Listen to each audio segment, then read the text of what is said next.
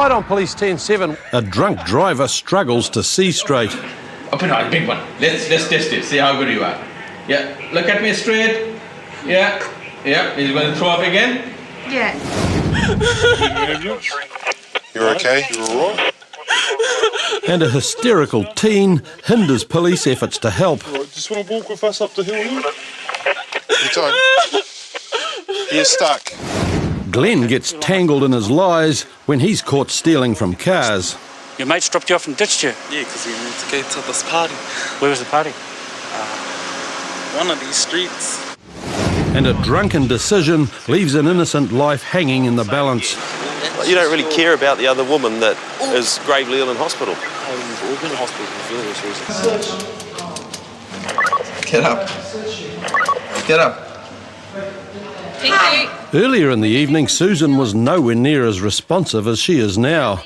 She's obviously drunk, but proving it has been a rocky road for Constable Sasha Nair, who was first called to the scene almost 3 hours ago after ambulance officers found her asleep at the wheel. We've taken the keys out, left them on the dashboard, but she's still trying to drive towards our road. So the lady's extremely intoxicated, and she was trying to drive off, and a member of stopped her. And then she fell out of the driver's seat. How's it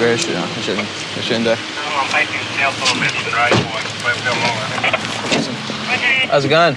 I'm just too tired. That's it. Have you been trying to drive, have you? I know it's. I have to. Grab this here. Just because of reasons to believe that you've been trying to drive and you've been drinking, I now require you to undergo a breath screening test without delay. Would you please seal your lips around this and blow into it, please, till I ask you to stop? Are you listening to me? I know. So would you please seal your lips around the mouthpiece and blow into it till I ask you to stop? I'm sorry, officer. I know what you are doing now. If you understand why I'm doing this, Yes. Can you please cooperate and blow into the machine now, please? I'm so sorry. Say your name and address. Stay with us, Christian. Stay with us. Although Susan is capable of sharing many things, unfortunately the test results Sasha is after isn't one of them. Can you do it now? Why not? Okay, do not worry about it. I'm sorry. All we're going to do now is we're going to take you back to Auckland Central Police Station, okay? And we're going to breath test you again, okay? You're going to come with us? Yes. Just why because not? you're coming with us, you've got a few rights. You have the right to refrain from making a statement. You have the right to instruct and consult a lawyer in private without delay. You would be given these rights as soon as practicable. Do you understand your rights? Wake up. No, wake up. Back at station now. Okay, we're going to go breath test you. But conducting a breath test will be easier said than done. Back at Central, Susan remains in a sorry state. Now I require to undergo an evidential breath test without delay. I'm scared. Why are you scared? I don't know. You don't have to be scared, you just have to go into this. It's not that hard. It's just a good long deep, and that's it. Are you gonna blow or no? Yeah, I will. Off we go. I've asked you to blow, and I want you to blow now. Now you hold it. Hold it. Take a long deep breath. Seal your lips around it, and off you go. You're not doing it right. If we don't do this, we'll be here forever, okay? Okay. It's just gonna take us very long. Seal your lips. Yep. Now, seal your lips. Yep. Now you need to put. Now you're not blowing. This is not good enough. You need to put. Seal the lips. Seal your lips around it, okay? After 30 minutes of fruitless huffing, the only discovery Sasha's made is what Susan's had for dinner, meaning she now has only one option left. No. Okay. It's all good. Thank you. Oh, have you got it? No, you couldn't do it.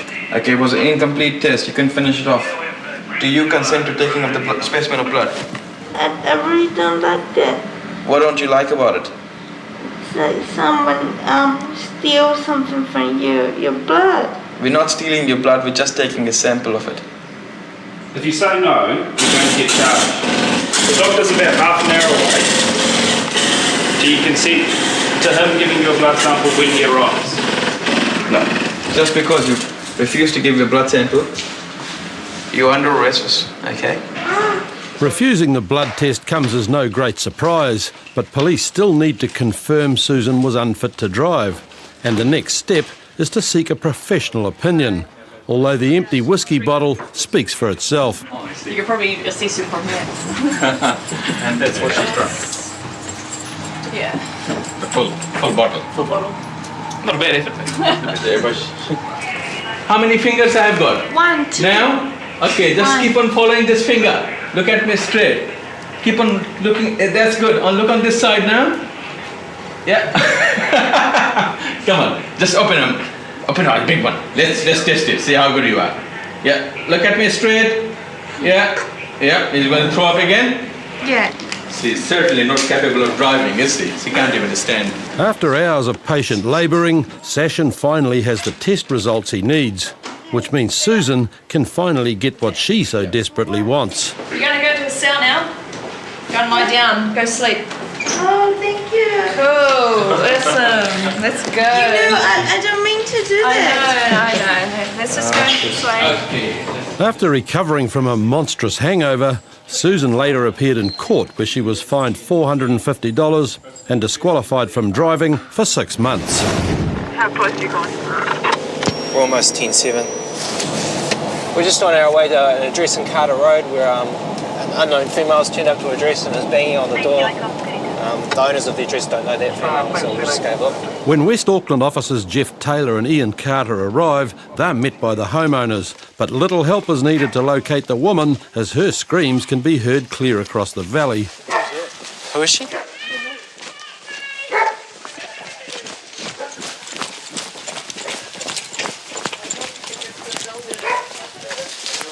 You alright?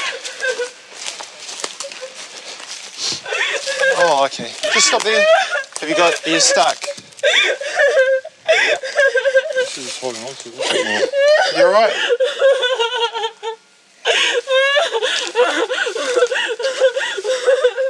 What's your name? Okay. I just need to know if you're hurt. Do you need an ambulance? Do you need an ambulance? You're okay? You're alright? Just calm down, you're alright. Although she strayed only metres from the road, Felicity's managed to lose herself in the bush at the back of the property. And while she's in no immediate danger, the mixture of alcohol and panic has resulted in a flood of emotions. Have you been drinking? No? We need to know what's happened to be able to help you, okay? We need to know what's going on to be able to help you. Come for a wander, eh? It's a bit cold down here. You alright? You want to follow us up?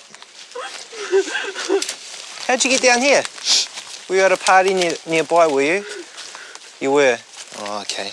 Just have a seat in the back. So where was the party? Just down the road here? Geez, you must have walked. Who are you? Fucking Paul. Oh.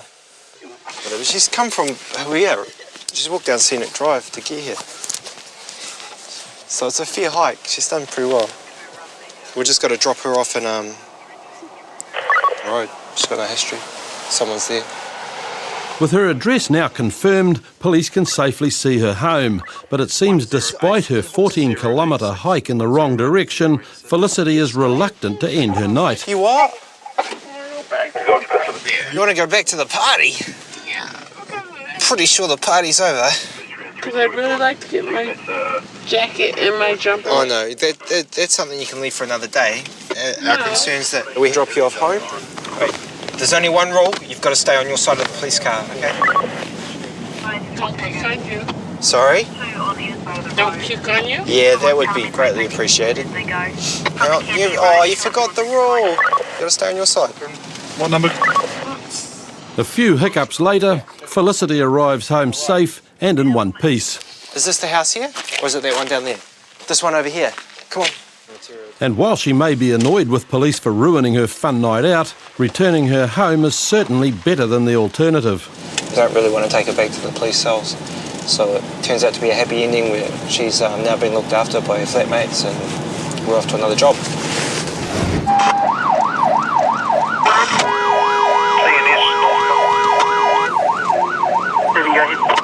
You're on our way to Hauraki Corner, TNS, the Takapuna sergeants, apprehended a car knocker, someone breaking into a car.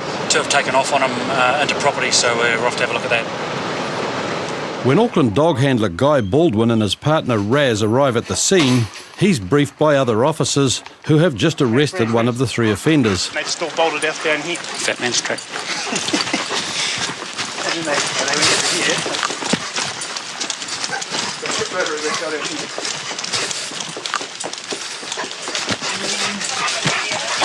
Well, that's where I got the guy, and they both ran off that way. So they both went that way. Okay. See.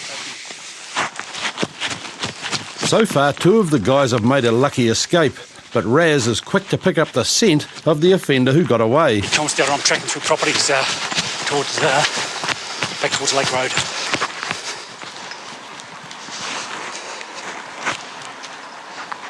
After a short track, the trail ends, but when Guy inspects the nearby vehicles, it's evident the offenders have come through here. It's got the ignition barrel pulled. Tom's down at 24. Yeah, I don't know I'm going to go any further here. I've checked sort of properties in the vicinity and the dog's not restarting for me, so could be it ends round here and there could well be a vehicle. Who knows? We've had quite a strong track through properties to Hauraki Road, and it stops quite abruptly on us. Perhaps these guys have had a vehicle in this vicinity that they've jumped into. They were trying to steal the mag wheels off that car, which not going to run far with mag wheels. So that's a possible scenario. This offender might have escaped by car, but it seems he may have left his mate behind, as a man matching a suspect's description has just been spotted nearby. And when Guy catches up to the suspect, there's plenty of evidence he's spent a night out stealing. What's that in your pocket? It's my CD player. No, what's that? Just a torch. Why have you got a torch? I need just to see around. Why do you need to see around? Maybe What else have you got? Just my You don't CD have to show me, you're not obliged to. Or anything. Nah, yeah, just my CD player. Oh, okay. Why your shoes all muddy? Nah, they've always muddy. Yeah. Nah, they've always been like this. Okay. In what part of town do you live? Mangere. You live in Mangere? East. Oh, okay. Yeah. You're a long way from home tonight. Yeah. Fuck, my mates dropped me off and ditched me. Your mates dropped you off and ditched you? Yeah, because we wanted to go to this party. Where was the party? One of these streets. One of these Not too streets. sure. Yeah. It's just going up the road to get me a pie or something. You got some money? Yeah, got like $3. How much? $3. $3. That buy your pie? BP station. Okay. 3 o'clock in the morning, you're buying a pie from the BP station. What must you always do? Yeah. 3 o'clock in the morning, that pie's been in the warming drawer for probably about 12 hours. It'll be thermonuclear. You must always blow on the pie. I'm hungry. Always blow on the pie. Safer communities together. Okay?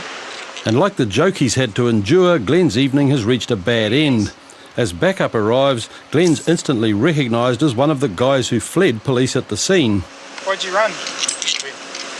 Why'd you run from me? Over there. You know what I'm talking about? So you're all covered in grass.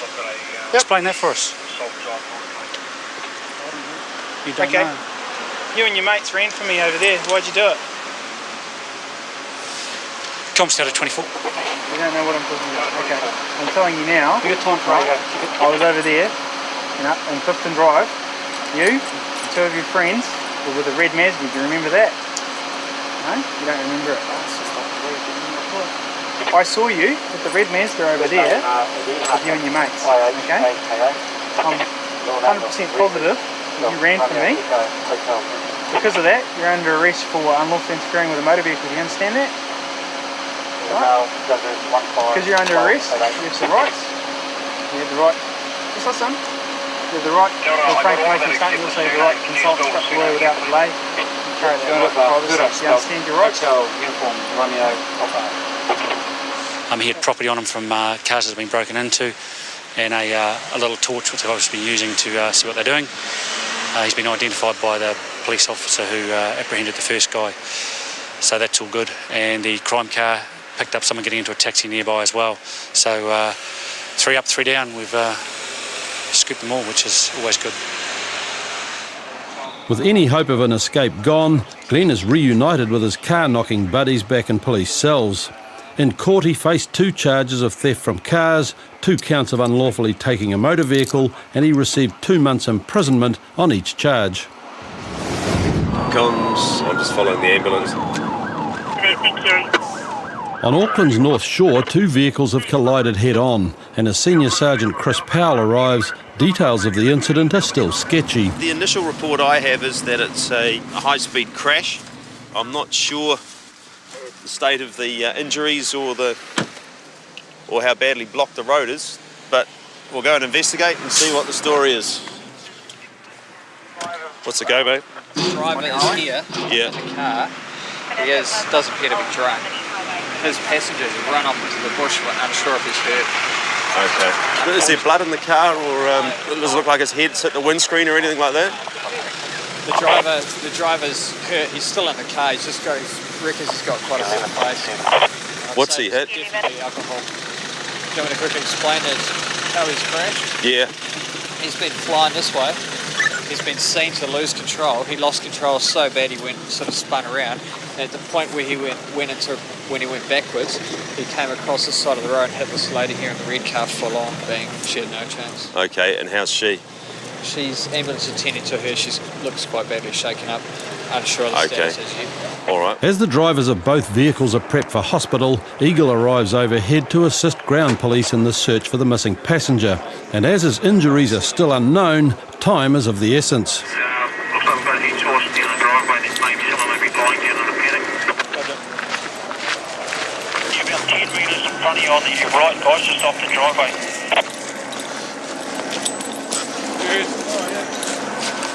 Thanks, Eagle. Found him here.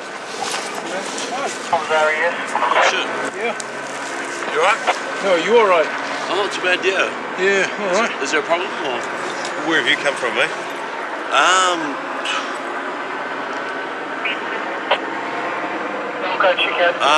Up road, I think. Yeah. How did you get here? I was in a friend's car. I sort of hit my head and I just came out and hit him. What's his name? Not sure on surname, sorry. How long have you known? A couple of years, yeah. But you don't know his surname? No, I don't know. Whereabouts does he stay? I'm not sure.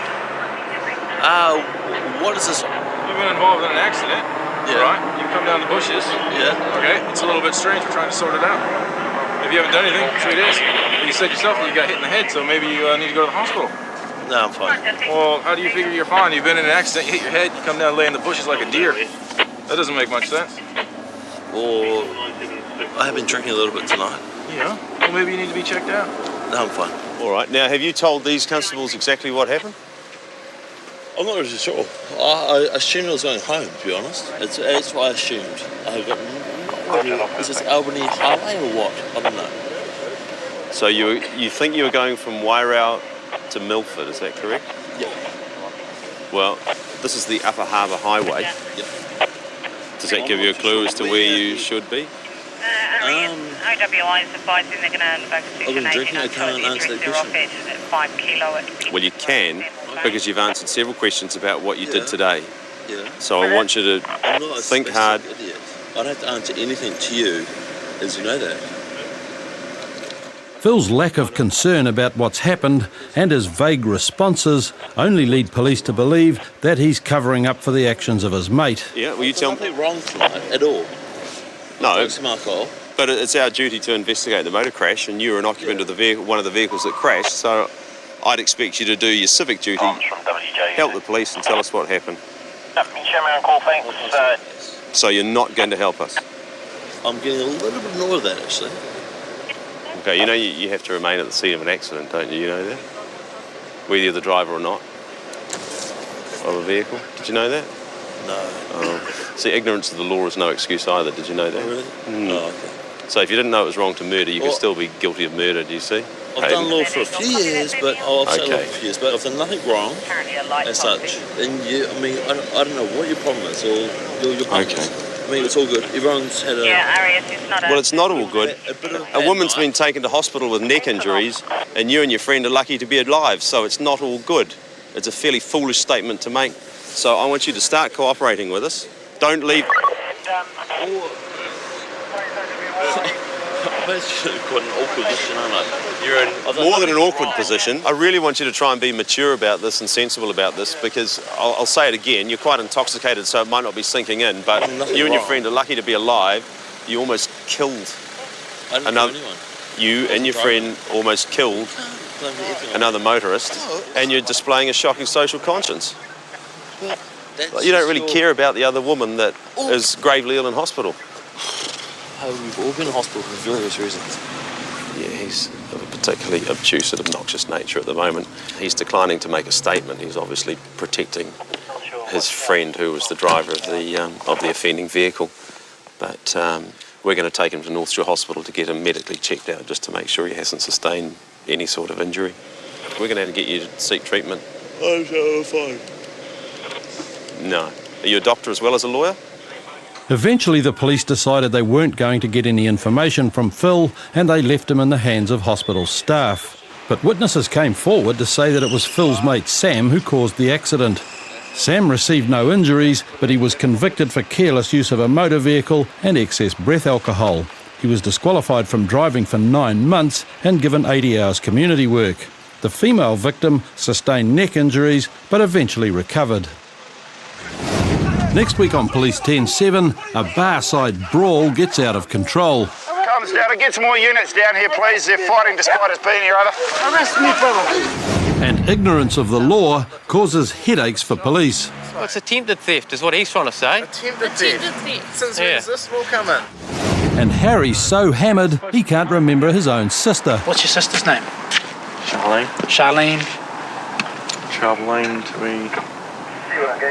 Charlene. I don't know. You don't know your sister's name? I know, but I'm having a real hard time believing you. Tonight on Police 10-7, an unbridled temper lands Hester in hot water. Do you even know why you arrested me? Yep. What? Big mouth. Hey, fuck. And Matthew's so hammered he can't remember his own sister. What's your sister's name? Charlene. Charlene. Charlene, Charlene. I don't know. Also tonight, a barside brawl gets out of control. Comes down, get some more units down here, please. They're fighting despite us being here, over. Arrest me, brother. And ignorance of the law causes headaches for police. It's attempted theft, is what he's trying to say. Attempted theft. Nick Porheapy and Cheryl Galloway are searching for a van seen fleeing the scene of a street fight. And as they receive details from comms, the informant on the phone relays on some concerning news. Finished at the house, there's a vehicle leaving, heading towards Bellingham. What kind of vehicle? If those people have firearms or anything in the van. Comms RI3. Did you say guns? Yeah, I will confirm whether they were seen holding or if they are at the property. The details are just coming through. I'll give you more shortly. But before the presence of firearms can be confirmed, Nick and Cheryl catch up with the van they're looking for. What was the reg? Stop here. Let's go. And as the occupants have clearly noticed their arrival, they decide to proceed with caution. Wait. You guys been off at a fight? Oh. No? Just went to go and see what was happening. Oh, yeah? What was happening? Picked up our son, was at a party. Just the young kids, eh? Oh, okay. Brought him home. So you went around there just to pick the boys up? What was that bullshit, bro? Come here, boys. Hey, guys. We at this party too, boy? Oh, crashing it. Oh, you guys were going past? Yeah. We were walking past and... Didn't get involved in this fight? No. Oh, yeah. Wasn't any weapons or anything like that? No. Excellent, that's what I want to hear. Just to let you guys know, what came across the radio to us was that gang members fighting and weapons involved. He just went to go pick up my suit and just put them home, that's all. Yeah, and there was a report of weapons and possibly firearms, so because of the firearms thing, we just got to look, okay? Yeah. There's no way of proving the family were involved in the fight, but police still need to make sure there aren't any weapons, and when backup arrives, they begin a search of the van and house. Come here. They're not polite like the cops in Tukuro. Fortunately, no weapons were found and police prepare to move on. But an auntie picks this moment to take exception to the intrusion and decides to get involved. It's a badly timed decision, as there's a warrant out for Hester's arrest and Nick recognises her immediately. Hey, come here, miss. What's your name? Fucking telling you. Hey. Didn't even give me my rights, sir. I know my rights. Yeah. No. Yeah, you're under arrest in any case, okay? How come he's arresting her? She's wanted at the moment, okay? She's under arrest. Come here, you ain't up in there.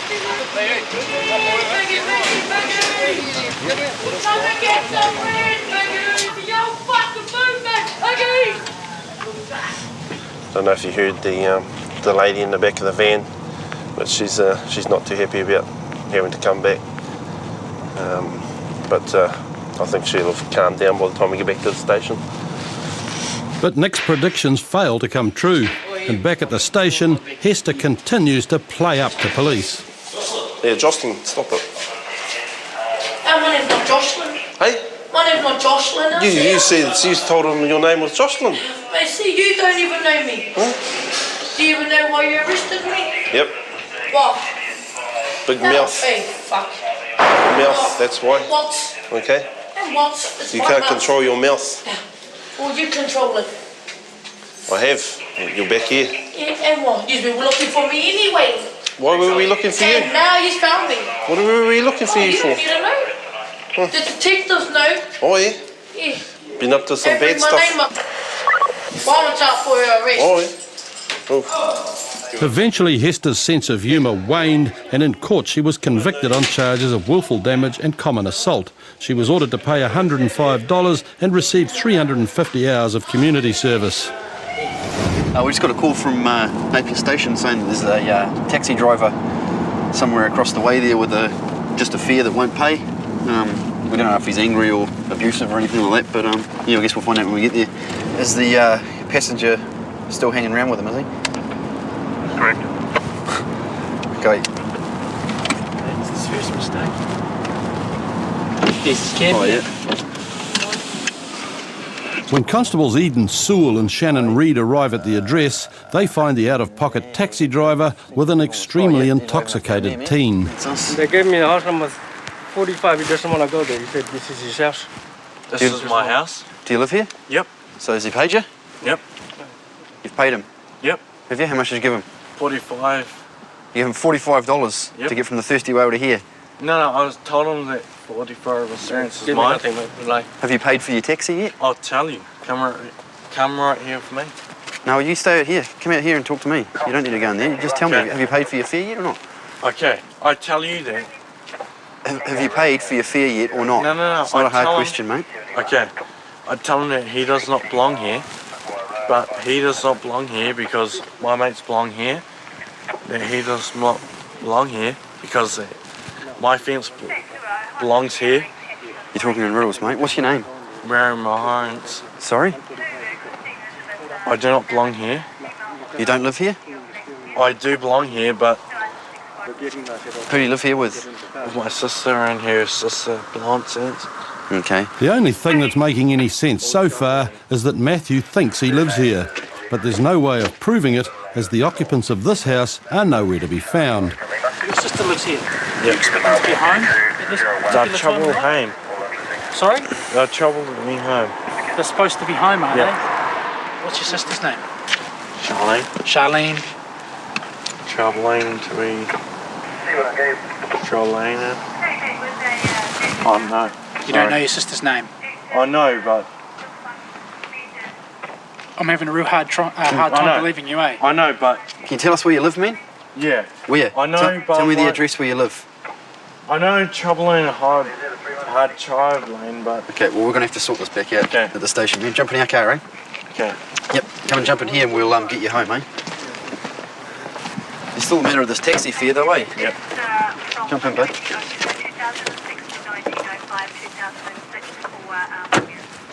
But there's no way of sorting out the taxi fare tonight. Matthew is far too drunk, and the only chance he's got of staying out of a detox cell is to give the police a response that's coherent. What's your home address, mate? Well, what's the number in the street that you're supposed to be at? 44? Yeah. Well, this isn't number 44 anywhere. Yeah. No, it's not. I just told him right over there. You're not making sense, mate. I know, but they do not make any sense. No, you don't make any sense. They do not make any sense at all. Well, you'll come back with us and we'll try and find it out at the station, eh? I'll sit all right? right back Yep, here. that's it. Just sit there and be quiet for a while. The alcoholic haze is blocking any logical thought, and at the station it seems Eden and Shannon aren't the only cops Matthew's entertained tonight. Is he the guy that you guys had to bring down and talk to on the ground? Or? Yeah. Got him doing press-ups, and then he came past 10 minutes later and was doing the same thing. Do you know who he is? Did you get his details? No? Josh, I think. Josh, or we've got Josh, Brian and... Yeah, Josh, something like that. Is he not Copus Metis? No. What do you put him in, details? Left foot, right foot, mate. We'll just give him a room and see if we can sort it out from there, eh? Take your shoes off, me. You know your name yet? Daniel Lining. Sorry? Daniel Lining. Daniel who? Lining. Lilam. Yeah. How do you spell Lilam? L-I... L-N-A-M-A-M. Okay, jump in, Daniel, and we'll see if we can find a home for you. The next morning, Matthew finally remembered his true identity. Later that day, he was returned with a nasty hangover to his mother, who paid for his outstanding taxi fare. Dog handler Bill Burrell is patrolling through Otara on a Friday night, and as he passes Tradewinds Bar, a fight breaks out right in front of him and quickly escalates out of control. With no other police around, Bill's only hope of breaking it up is to start making arrests. Get over there, police. Get over here. Yeah. Oh, listen. Get over here. Get over here. Get over here. But with locals from nearby houses coming out to join in the fight, containing the situation and keeping track of the offenders becomes increasingly difficult and dangerous, and backup is still on the way. Can you send an ambulance down here? There was a guy, we arrived, he got knocked to the ground. You're right, man. Oi! No, you're not. Oi! He's not going anywhere. Bring him back. Police, bring him back. He's under arrest. Why? Because fighting. Now come back. No one fight. I gone down. Boss. No. You come back here. You come back here and we'll sort it out. Okay. No one. Okay, you come back here. No, boss. I said that. No, you leave me alone. If you give him to back, you have a trouble. Go over there. I'll bring him over here. Back off. I will bring him over here. Eventually, Jeff's mates back down, leaving him to explain what's gone on. No, it's just between me and him, you know. My brother over there got hooked from one of the securities, and I just went and looked actually for one of them, and I overheard one of them talk about it. Then I went and asked him straight up, and then he took a swing at me. Well, when I turned up, there was you. And that dude in the yellow shirt. Fighting a fella in the yellow shirt. Yep, that's him over there. Fella that got dropped to the ground here. And you chasing some other fella over here, that guy there. Yeah, that's and right. despite me being here and telling, no, listen to me. Despite me being here and telling you to cut it out, you just wanted to hunt him down and bash him. Jeff's excuse for fighting carries little weight with Bill, but there's no time to argue as another group of guys start to scrap across the road. There's a couple of people on the road opposite, pushing and shoving. I've got this side controlled. I've made one arrest. Just wait for a car to come down here so I can deal with him, and we'll go across the road and deal with the others up. But even the arrival of another police car doesn't slow down the fighting, and the scuffle across the road explodes into a full-blown beating. Comes out of there, dishing out a kicking to one offender, one victim of it. Stay here. Hey, what did he do, brother? To your right, Clint, they're just giving a kicking. Let him go. Boss, look at me. No, just wait. Clint, the guy in the white shirt in front of you and the guy in the yellow rugby league jersey, they're kicking the guy on the ground in the head over. With other officers handling the brawl, Bill turns his attention back to his arrest, but Jeff's mates take advantage of the distraction and the fighting breaks out again. Hey!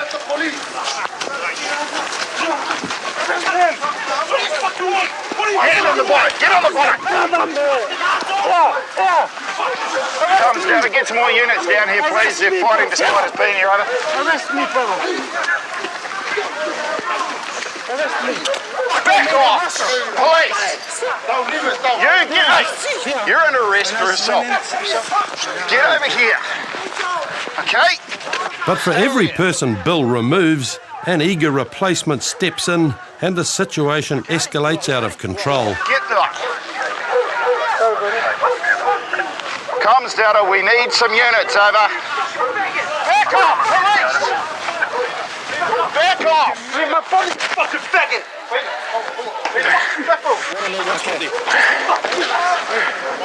Any spare handcuffs?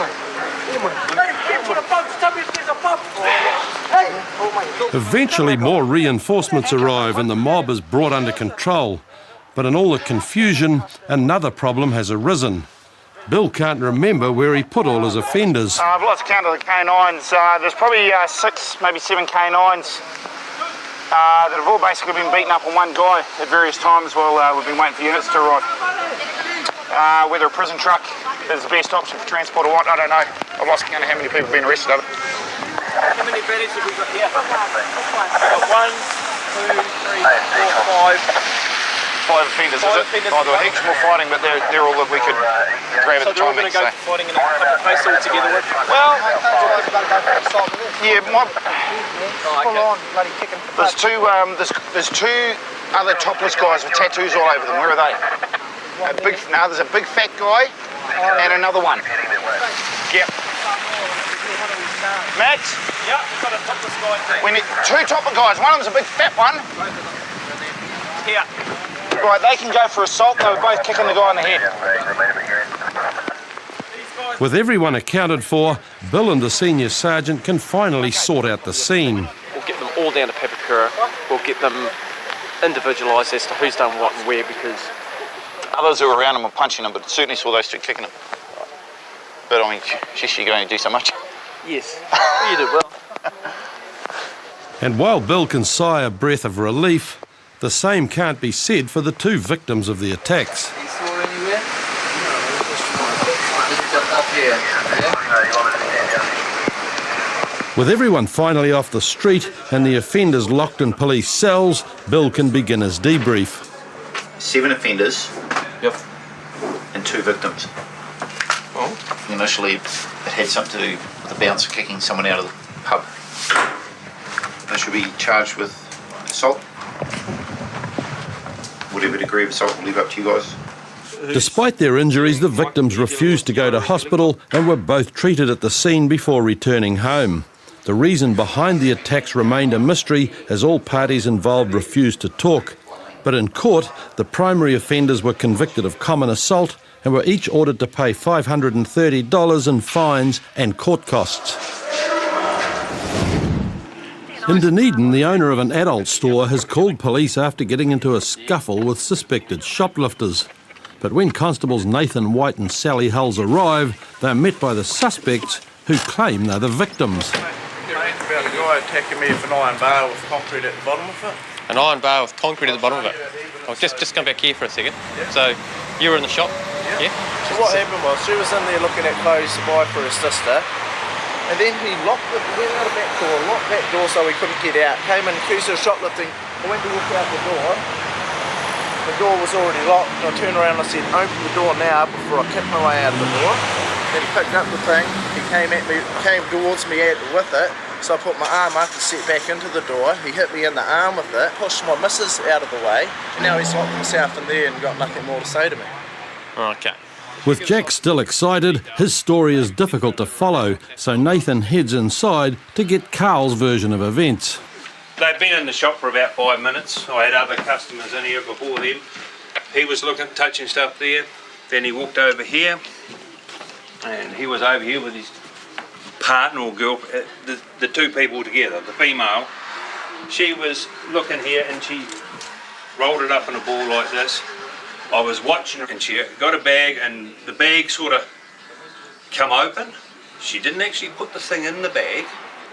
I didn't see that part because by that time I turned around and came up here to make sure what I was seeing was correct, and she had more than one. So I walked out that door there and I locked the front door. And with that I says, I don't like your shoplifters, and as far as I'm concerned, basically get out of my shop. They did walk up there. He walked out. Then he turned around and he just come back at me like he wanted to have a go at me. Then, because she was there, I said, that's it, out. He wouldn't go, and I will admit, I picked up, see that black, that safety? Yeah, I see it there. Right, I picked that up, and I says, get out. And with that, I walked back in here and I picked the phone up, and I did start ringing 111, and with that, it was all on. With two conflicting stories, it's difficult to know who the real victim is. And whilst Jack and Renee remain undecided about laying assault charges, Carl's allegations of shoplifting can't be ignored. You had a pretty good cause that you were going to take some items. Yeah. Okay, you had them rolled up in the ball, yeah? No. Well, that's what he's saying. Go Okay. look on his cameras then. Go look That's on right. his cameras. Hey, don't tell me to do my job. Okay. And then he's asked you to leave. How many times did he ask you to leave? He goes, leave, and he asked me to leave. Then did you leave straight away? Yeah, we went to leave, but the door was locked. And then he goes, why don't you just apologise for shoplifting? I said, we haven't shoplifted. We haven't even walked out of the shop with it yet. You can't get done for shoplifting until you walk out of the shop. Well, it's attempted theft is what he's trying to say. Attempted theft. Since when does this law come in? Look, The argument's going nowhere, and with no way of proving the theft, Nathan decides the only option is to keep the couple away from the store. look, you're going to be trespassed from this shop. Okay, you're verbally trespassed from here now for a period of 2 years. Yeah. Okay, so you know what's going to happen if you come back in here within a 2 year period? What happens there? You'll be arrested, basically. Yeah, I'll get arrested. Yeah, and you'll be served with a written notice in the next few days. We'll zip it out to your home, okay? With the shoplifting issue resolved, police attempt to sort out the claim of assault. Jack and Renee need to make a formal complaint, but they don't want to take the time. Do you want us to do something about this or not? Yeah, we do. Okay. Well, the process is, like I've tried to explain to you, we'll take some statements from you. Yeah. Okay, and then we'll make a decision on what's going to happen. We're going to speak with you guys, we're going to speak with him. Yeah. Okay, and then we'll go from there. How long is it going to take for you to get back in contact with us? Well, as long as it takes. In other words, that nothing's going to happen. So. Seems like you aren't going to do nothing about it. Well, when shit like this happens in my case, when I've been arrested before, you arrest me straight away, but if it's Mr. Joe Blogg, you don't give a fuck. It depends on who it is. Well, I haven't said that, have I? Eh? I haven't said that. Despite Nathan's efforts, Jack's lack of faith in the legal system creates a stalemate, and there's nothing more Nathan can do. You're more than welcome to come into the station when you do have time and make a statement. You decide, okay? Yeah, we'll do that then. Give me a card and I'll ring you and we'll make a different time. It's not wasting our time outside here. Goodo. This is my card. If you want to get hold of me to report this, you can do it tomorrow after 5, or you can just go into the station any old time and speak with someone else about it. Yeah. Okay? Cool. Goodo. Not surprisingly, neither Jack nor Renee followed through with their complaint and no further action was taken. Carl continued to operate his business, content the pair would not be visiting him again. Next week on Police 10-7, police bear the brunt of Alan's drunken rampage. I'll fucking hold that shit to fucking DID, nigga. Really? DID, nigga. And Chris lays down his own law. So under the present circumstances, do you consent to the taking of a specimen of blood? And I've told you, yes I do. In the presence of a lawyer of my choosing. Right.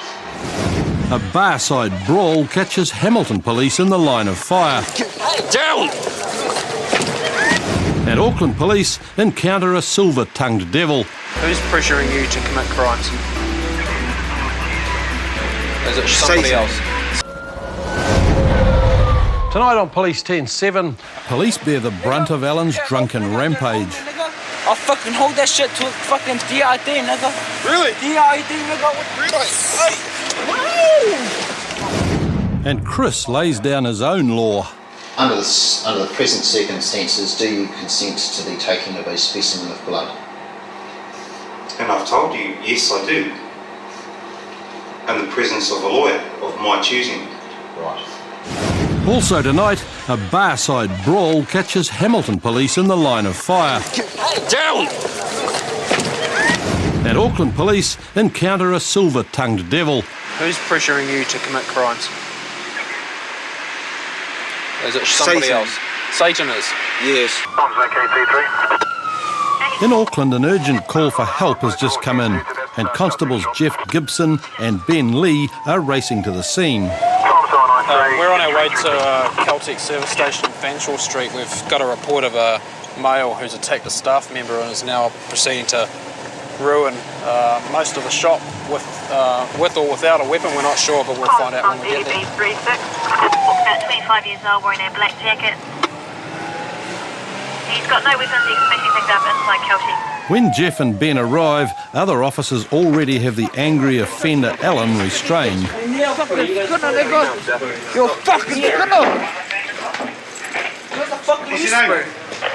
Bro, what the fuck you What's wanna your do? name? You wanna fuck with me? I'll fuck you No, mate. up. Just calm down, alright? I was trying to calm You just down. calm down. You come outside. West side, gangster, west side. While Alan's attacks are only verbal assaults for now, they're nothing compared to what he's been up to and what he's got in store for the police. Stick him in the back of the car, mate. Yes? Yep. Me taxi, nigga, I'll fuck you up. Nigga, fuck me out, I'll fuck you up. Oh, where is that one? Turn off, nigga. The fuck, nigga. Turn off. Come here. Fuck you, turn off, nigga. I'll fuck you up. Shut up. You got anything in your pockets? You got anything in your Fuck you, pockets? nigga. Fuck you. Fuck you, nigga. Fuck me, I'll fuck you up. You and your... Fuck you, nigga. What the fuck you gonna do, nigga? I'll fuck you and your boy up. You have a go at me, mate, and you'll be sorry, Yo, okay? fuck come there, nigga. Come! Fucking brown nigga, I don't even fucking fuck. Fuck you and your fucking boy, nigga. Listen, we've had enough already, alright? Yo, fuck you. Fuck you and your mum, nigga. I'll fuck your mum, tissy pussy. After a search for weapons turns up nothing, police try getting Alan into their car. Turn off, motherfucker. Ah, we'll take it, mate. Fucking turn off, motherfucker. Well, look it. Yeah. Fuck you. Listen. You just calm down, alright? Unlock. Nigga. But Alan has no need for weapons and makes use of the one tool he has left at his disposal. Really? D-I-D, nigga. What the fuck? Hey. Turn off, nigga. What the fuck, nigga? Yeah, you step back, mate. Step back. Damn Carly, nigga. Damn Carly. Nigga. Turn off, nigga. Turn off. First blood nose I've ever had that's gone crack. Oh, this bloody tissue, mate. With Alan now safely restrained, police can begin piecing together the night's events. And it appears Ben isn't the only one to have borne the brunt of Alan's assaults. There was a guy aged like around 20s, 25, and he was throwing all the papers down from his wallet. I went to him and I was trying to help him, but he punched me on my face. I came back from him and he was at the back of me to hit me again. He hit me again and my glasses fell down. Meanwhile, the other customer came in between and he was stopping that guy, but the guy was hitting that customer also. With indisputable security footage and Ben's first-hand experience, Alan is about to face a raft of charges. And although he's now secured in a police cell, it's too little too late for Ben, who's still feeling the sting of Alan's strike. I have a very sore nose, as I'm sure you saw he headbutted me. I think it's rather swollen, actually. We got him back to the cells without any further drama. He's been charged with disorderly behaviour, assault ×2 and resisting police. In court, Alan was convicted and discharged on disorderly behaviour and resisting police. He was convicted on charges of common assault and assaulting police, was ordered to pay $100 in reparation and warned not to re-offend within 6 months or his sentence will be reviewed.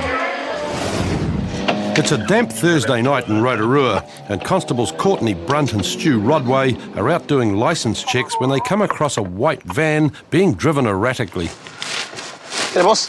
Just doing a licence check today. Do you have a driver's licence on you? You don't have a licence? Okay, you're disqualified, are you? No. You been drinking all this evening? The driver's calling himself Chris, but he's also claiming this is his van and records show it's registered to somebody else. Are they your real details? Is that your real name? Sorry? Is that your real name? Brother, please. Yeah? Yep, just as long as you're telling me the truth, mate. Okay, have you an ID on you at all? Sorry, mate. Okay. Well, just jump out of the car, I'll get you to do a breath test for me. With no ID, but an admission he's been drinking, the question of who Chris really is will have to wait until later. Okay, Chris, now require you to undergo a roadside breath screening test without delay. So fully inflate the bag using one continuous breath, thanks. Chris, see how the crystals have turned green? Okay. Yep, they turn green up to and beyond the yellow line.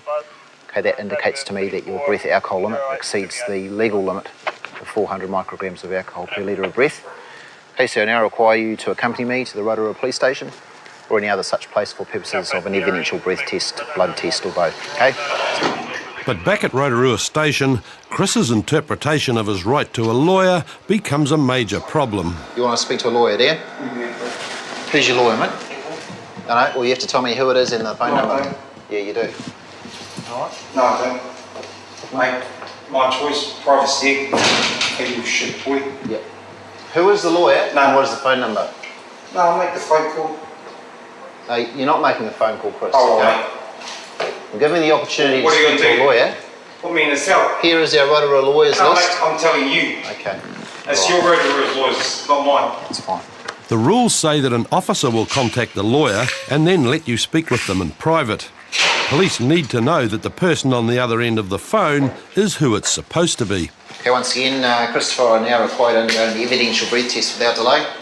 Bloody hell. But Chris is not interested in the rules, and after he refuses repeated requests to cooperate, Courtney Brunt moves on to the next stage in the process. Do you consent to the taking of a specimen of blood? Yes, in the presence of a lawyer of my choosing. Right. You advise that if you refuse to permit a specimen of I blood to haven't be taken, refused. I haven't you refused. can be charged with an offence for which you are liable on conviction to Well, I have imprisonment not refused, mate. for a term not exceeding 3 months or to a fine not exceeding $4,500. I don't give a shit about And this unless stuff, the mate. court While stalemate's been reached in the testing room, Constable Stu Rodway's been trying unsuccessfully to find out who Chris really is. Use any other names? Just what your true name is. Sorry? Just what your true name is. There's no record of him anywhere. So, in the present circumstances, without your lawyer here, you're refusing to supply the specimen of blood. Is that right? No, I didn't refuse. No. In the presence of my lawyer, I will give a blood test, I will give a breath alcohol test in the presence of my lawyer. Well, okay, well, we're wasting time. Okay, I've told you. You're wasting time, mate. I've told you what's All going I to do is happen. walk up there, make a phone call inside 5 minutes, it'll happen. You're wasting time, not me. Eventually, Courtney realises there's no choice. He has to make an arrest. Well, you're under arrest for refusing blood. Okay? You have the right to consult and instruct a lawyer without delay in private, and the right to refrain from making a Yeah, statement. in private, mate. Do you understand those? No, those you rights? understand it. You understand? In private, I can make a phone call to a lawyer. In private. I'll give you the option to ring me one. As Chris heads for a night in the cells, the mystery of his identity is solved. The duty sergeant recognises him immediately from a previous encounter. Pretty bloke. Dealt with you before, eh? When Robert finally went to court, he was convicted of driving while disqualified and failing to complete an evidential alcohol test. He was disqualified from driving indefinitely, ordered to undergo drug and alcohol counselling, and sentenced to 1 year's supervision and 200 hours community work. Alexander Street. In the early hours of Saturday morning, Hamilton Constables Simon Han and Craig Taylor are preparing themselves for a busy shift. 3 o'clock's the real time when most of these pubs all close at the same time, so everyone gets split out into the roads. That seems to be the main time that disorder and assaults and problems basically happen. So just keeping a high profile is a very important task for us. But for many drunks, alcohol blinds them to police presence, and it's not long before tempers flare outside Fat Belly's bar.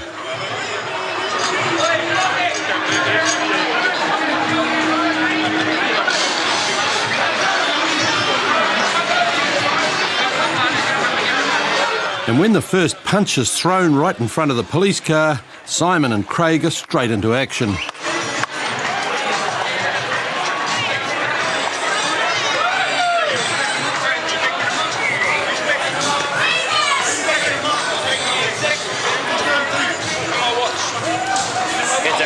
Although it looks like Bevan started the fight, he's bleeding heavily from the head and says he's been bottled by a guy inside the bar. Look what he just did to me, you cunt! In your pocket. Hey, Bruce. And when police bring his opponent Chris outside, Bevan has a go at evening the score. Hey, down! Get him on the ground, guys. Hey, bro, it's not his fault, eh? I'm not doing anything. I'm not doing anything, I swear. Oh, Riley, yeah, fine. What should we do about mate? Yeah, we just got to get him out of here. We just got to get him out of here, right? He's fucked up, he's drunk, he's Stay there, man. Despite his aggressive behaviour, Bevan's adamant Chris started it all, and when witnesses come forward, it seems his claims may have some credibility. It doesn't matter, he's coming back for... I don't know him. Of course you do. The guy that's with all the blood on his face, he wasn't in the wrong, he got... Yeah, I know, it's that guy there. That guy there did it, eh? Yeah, to that guy there. Yeah. We just got to get him, we've got to get him out of here, eh? So my cousin, I'll take him home. No, we're taking him with us because he needs to see ambulance, okay? So we need to go after him and we get stayed from him. Well, a fight's broken out just outside the centre here. A gentleman's come out of the bar and he's had a bottle thrown at him. He's quite badly injured, he's got a nasty gash on top of his head. So we're going to take him straight down to the hospital, and we've got the other parties, the witnesses, going to come down, make some statements, and we've got the offender with us at the moment, so he's coming down to the watch house and he'll be arrested for assault. With Bevan on his way to hospital and Chris headed for the cells, Simon and Craig are back on patrol. And before long, they find themselves at the scene of an attempted theft. And what was he trying to do, sorry? Oh, well, this car was just going to this car. Yeah. And, he hopped into the car. Where were you parked, just there? Or No. You're actually in Washwash? Yeah, and he just comes over, hops in the car, tries to bloody steal it. Which one is he? Oh, he's in the cash machine thing. Oh, okay. Alright, well, we're going to chat to him now. Yeah. But the chat might be easier said than done, as the suspect, Robert, is suffering the effects of a night out drinking. Oh, it looks like such a bar.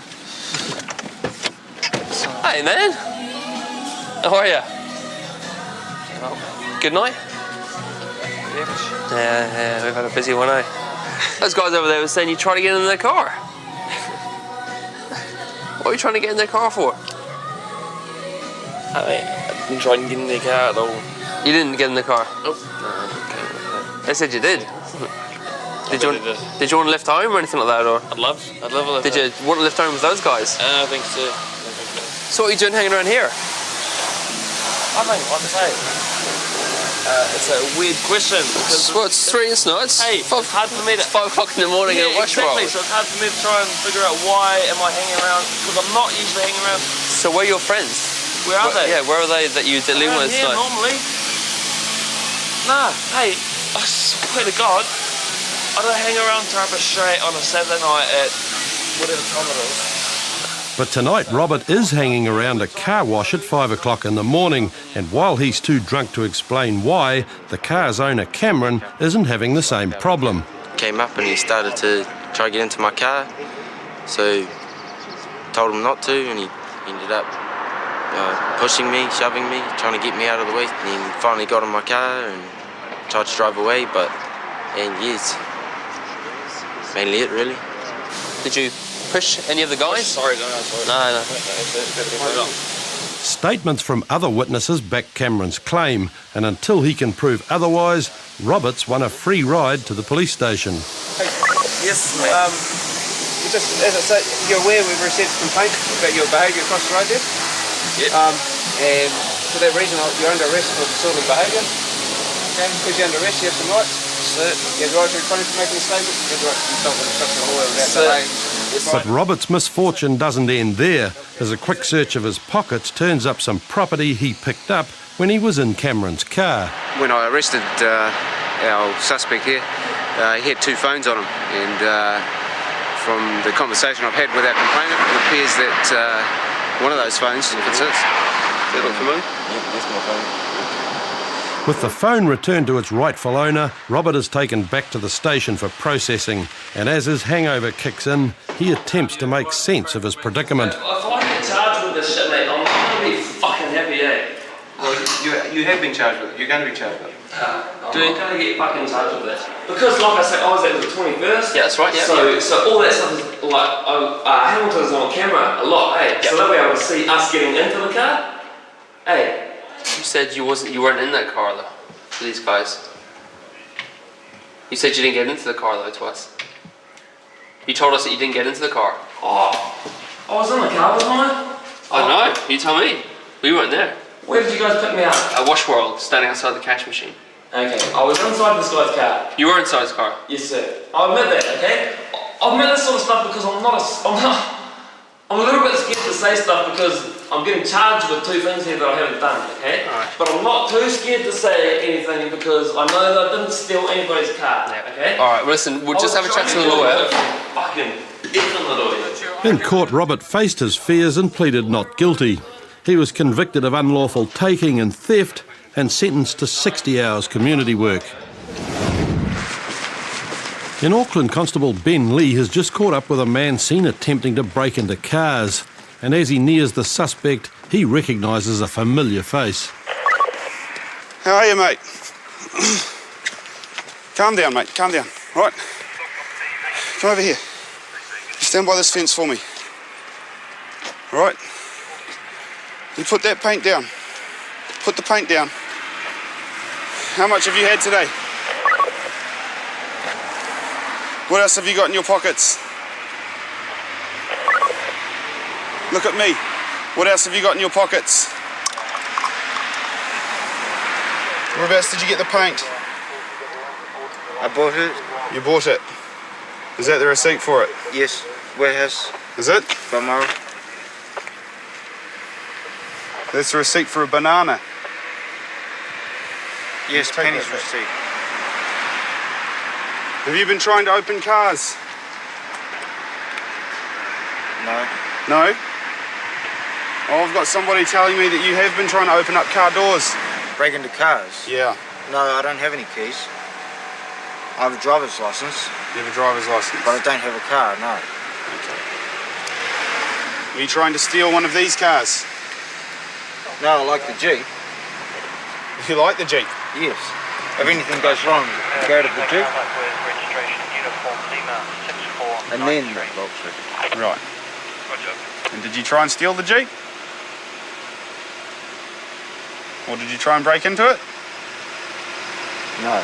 Okay. Norris may have managed one intelligible word, but Ben's partner Jeff has tracked down the informant who says otherwise. He came down through the train station coming back to our car, and he was milling around here and was coming up to all the cars and trying all the doors and trying all the locks. All of these cars down here. Most of them, yeah. So he was right sort of at our car as we turned up. Did he try your car? Yeah, he had just before we turned up. Which car doors were you trying to open? No, I wasn't trying to open car doors. You weren't trying to open car doors? No. Right. And how do you spell your last name? Not of your concern. None of my concern. Okay. Cake. Sorry? Cake. Cake. You like cake? Is Cake your last name? No, I can't help you. You can't help me? No. Okay. But if Norris wants to avoid being arrested, he'll have to help someone. And when Jeff returns, he's given a final chance to cooperate. There's fresh silver paint all the way down the footpath. You've been touching cars tonight? Is there paint on the cars? Yes, just one car. Just one car? Well, my informant says that you've been touching at least 3 cars. You don't have to tell me anything if you don't want to. No, I was just walking past to say, have a look at the car. Yep. Have a look in the car or have a look at the car? Yeah. Here's a really easy question for you. Why did you want to look into the cars? Under too much pressure. Who is? I was under too much pressure. You were under pressure? Yes. To do what? Or for what reason? To commit crime. You're under pressure to commit crime? I was, yes. Just now or yesterday? Now and yesterday. Yep. Who's pressuring you to commit crimes? Is it that's pressuring or somebody Satan. else? Satan is? Yes. Okay. Jesus forgave us. Did he? Yes. Okay. But unfortunately for Norris, the law is not so forgiving, and his inability to cooperate leaves Ben with no other choice. I'll tell you what's going to happen. We're going to arrest you, that's what's going to happen, for unlawful interference with a motor vehicle. Okay? So because you're under arrest, you have some rights. You have the right to consult and instruct a lawyer in private and without delay. After spending time at the station, Norris eventually sobered up. He was released with a warning and allowed to return home. Next week on Police 10-7, Jason turns on the charm after clashing with police. Great, mate. You're really fucking up. You're really fucking up. You're really fucking up. And Greg begins to beg when he's caught with a deadly weapon. Drop it. Drop it. No, just put it on the floor. I'm a good guy, eh? I'm not like a killer or something. And emotions run high when an eviction turns sour. You get our fam arrested. He's a solo fam with 2 fucking kids. No, my dad's Tonight on Police 10-7, Jason turns on the charm after clashing with police. Oh, don't do this again, right, arsehole? Okay, mate. You're really fucking up. You're really fucking up. You're really fucking up. And Greg begins to beg when caught with a deadly weapon. Drop it. Drop it. No, just put it on the floor. I'm a good guy, eh? I'm not like a killer or something. Also tonight, emotions run high when an eviction turns sour. Well, no, you get our fam arrested. He's a solo fam of 2 fucking kids. No, my dad's a big Possible 1K driver that's had a parked BMW. Roger that. It's a typical Friday night in Auckland as Constables Emma Moore and Sasha Nair are called to their first drunk driving incident of the evening. Basically, there's been a car accident on the corner of Ponsonby Road and Franklin Road, clear left, and the driver's become very aggressive, and they're not too sure what sort of injuries or what sort of damage there's been. It's the next one on your right after that, just up here by the lights here. At the scene, no one is hurt, and the driver, Jason, is adamant he hasn't crashed his car, despite statements from several witnesses and a dented BMW. Oh, I suppose you hit a BMW, right? That's correct. Is that BMW hit? That's correct. Does that look like it's been hit? With Jason struggling to string together a sentence, Constable Nair attempts to gauge just how intoxicated he is with a roadside breath test. Say your name and take it easy, okay? Say your name and say that. Keep saying so. Say that again. But Jason fails to complete the test, and when he's read his rights, he reacts.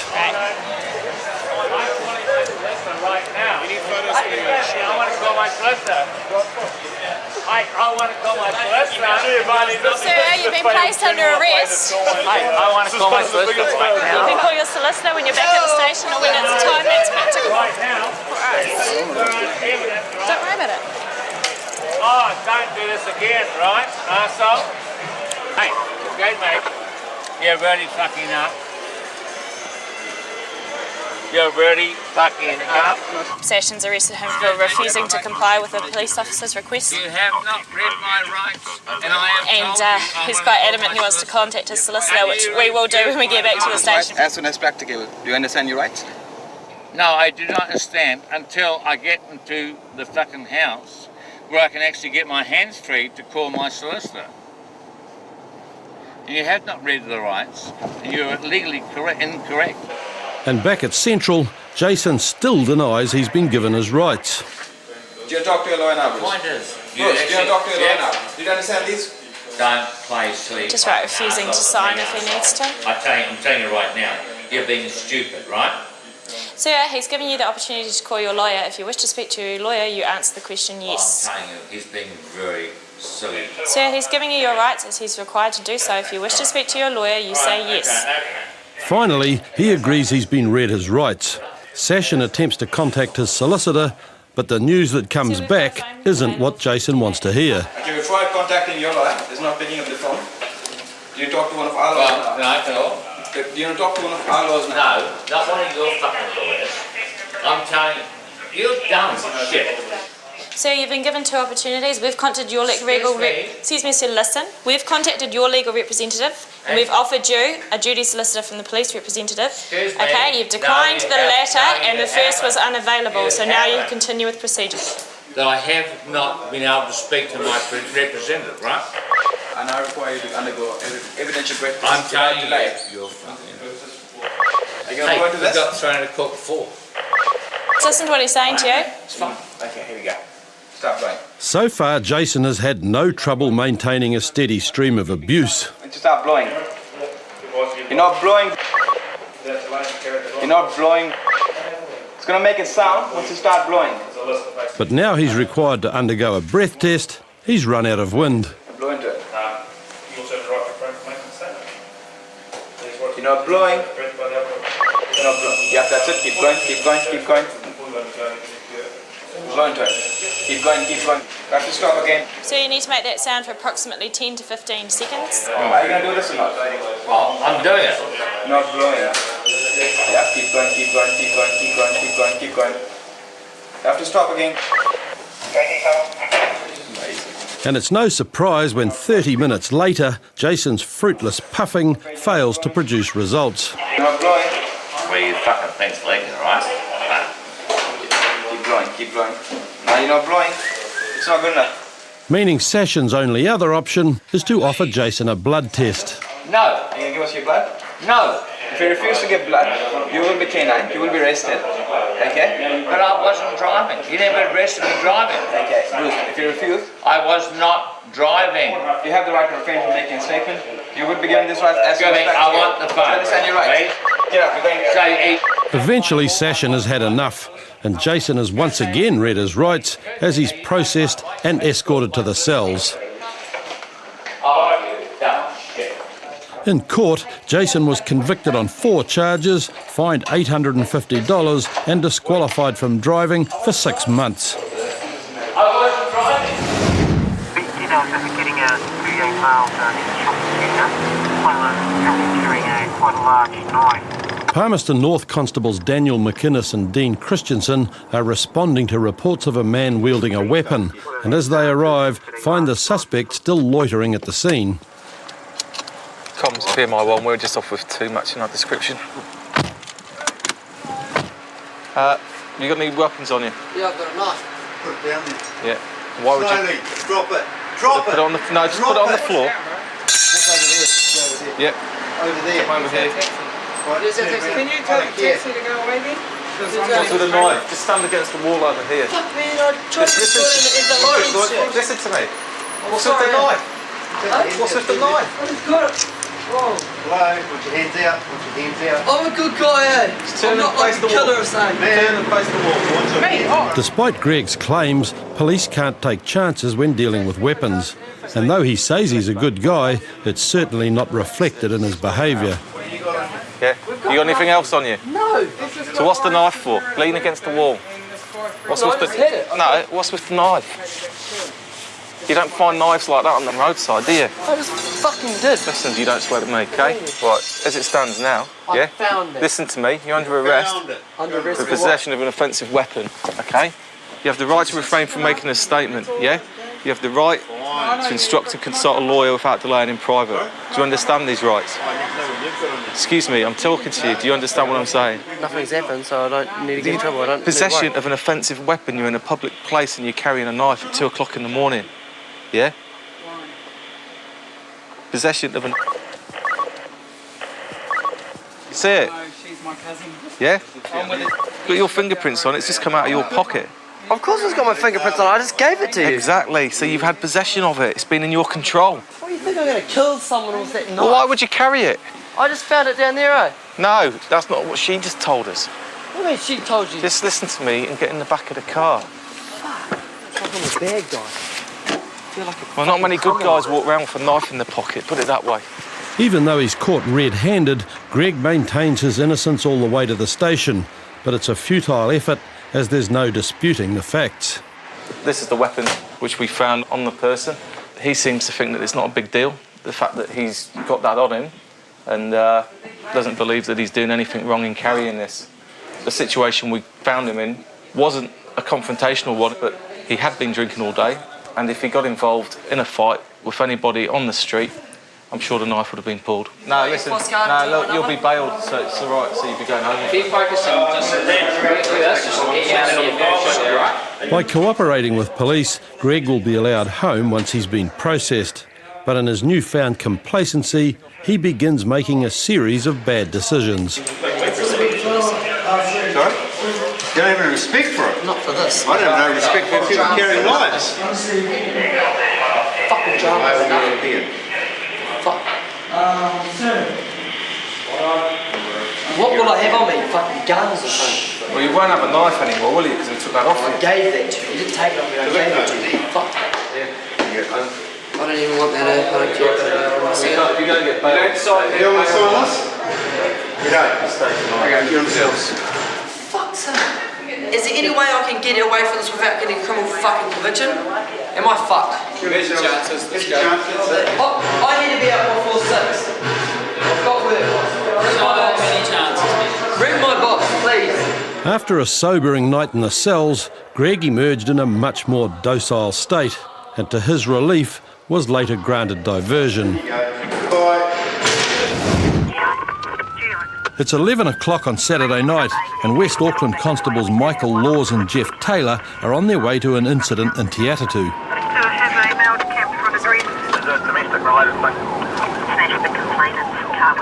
It's the second time police have been called to this address.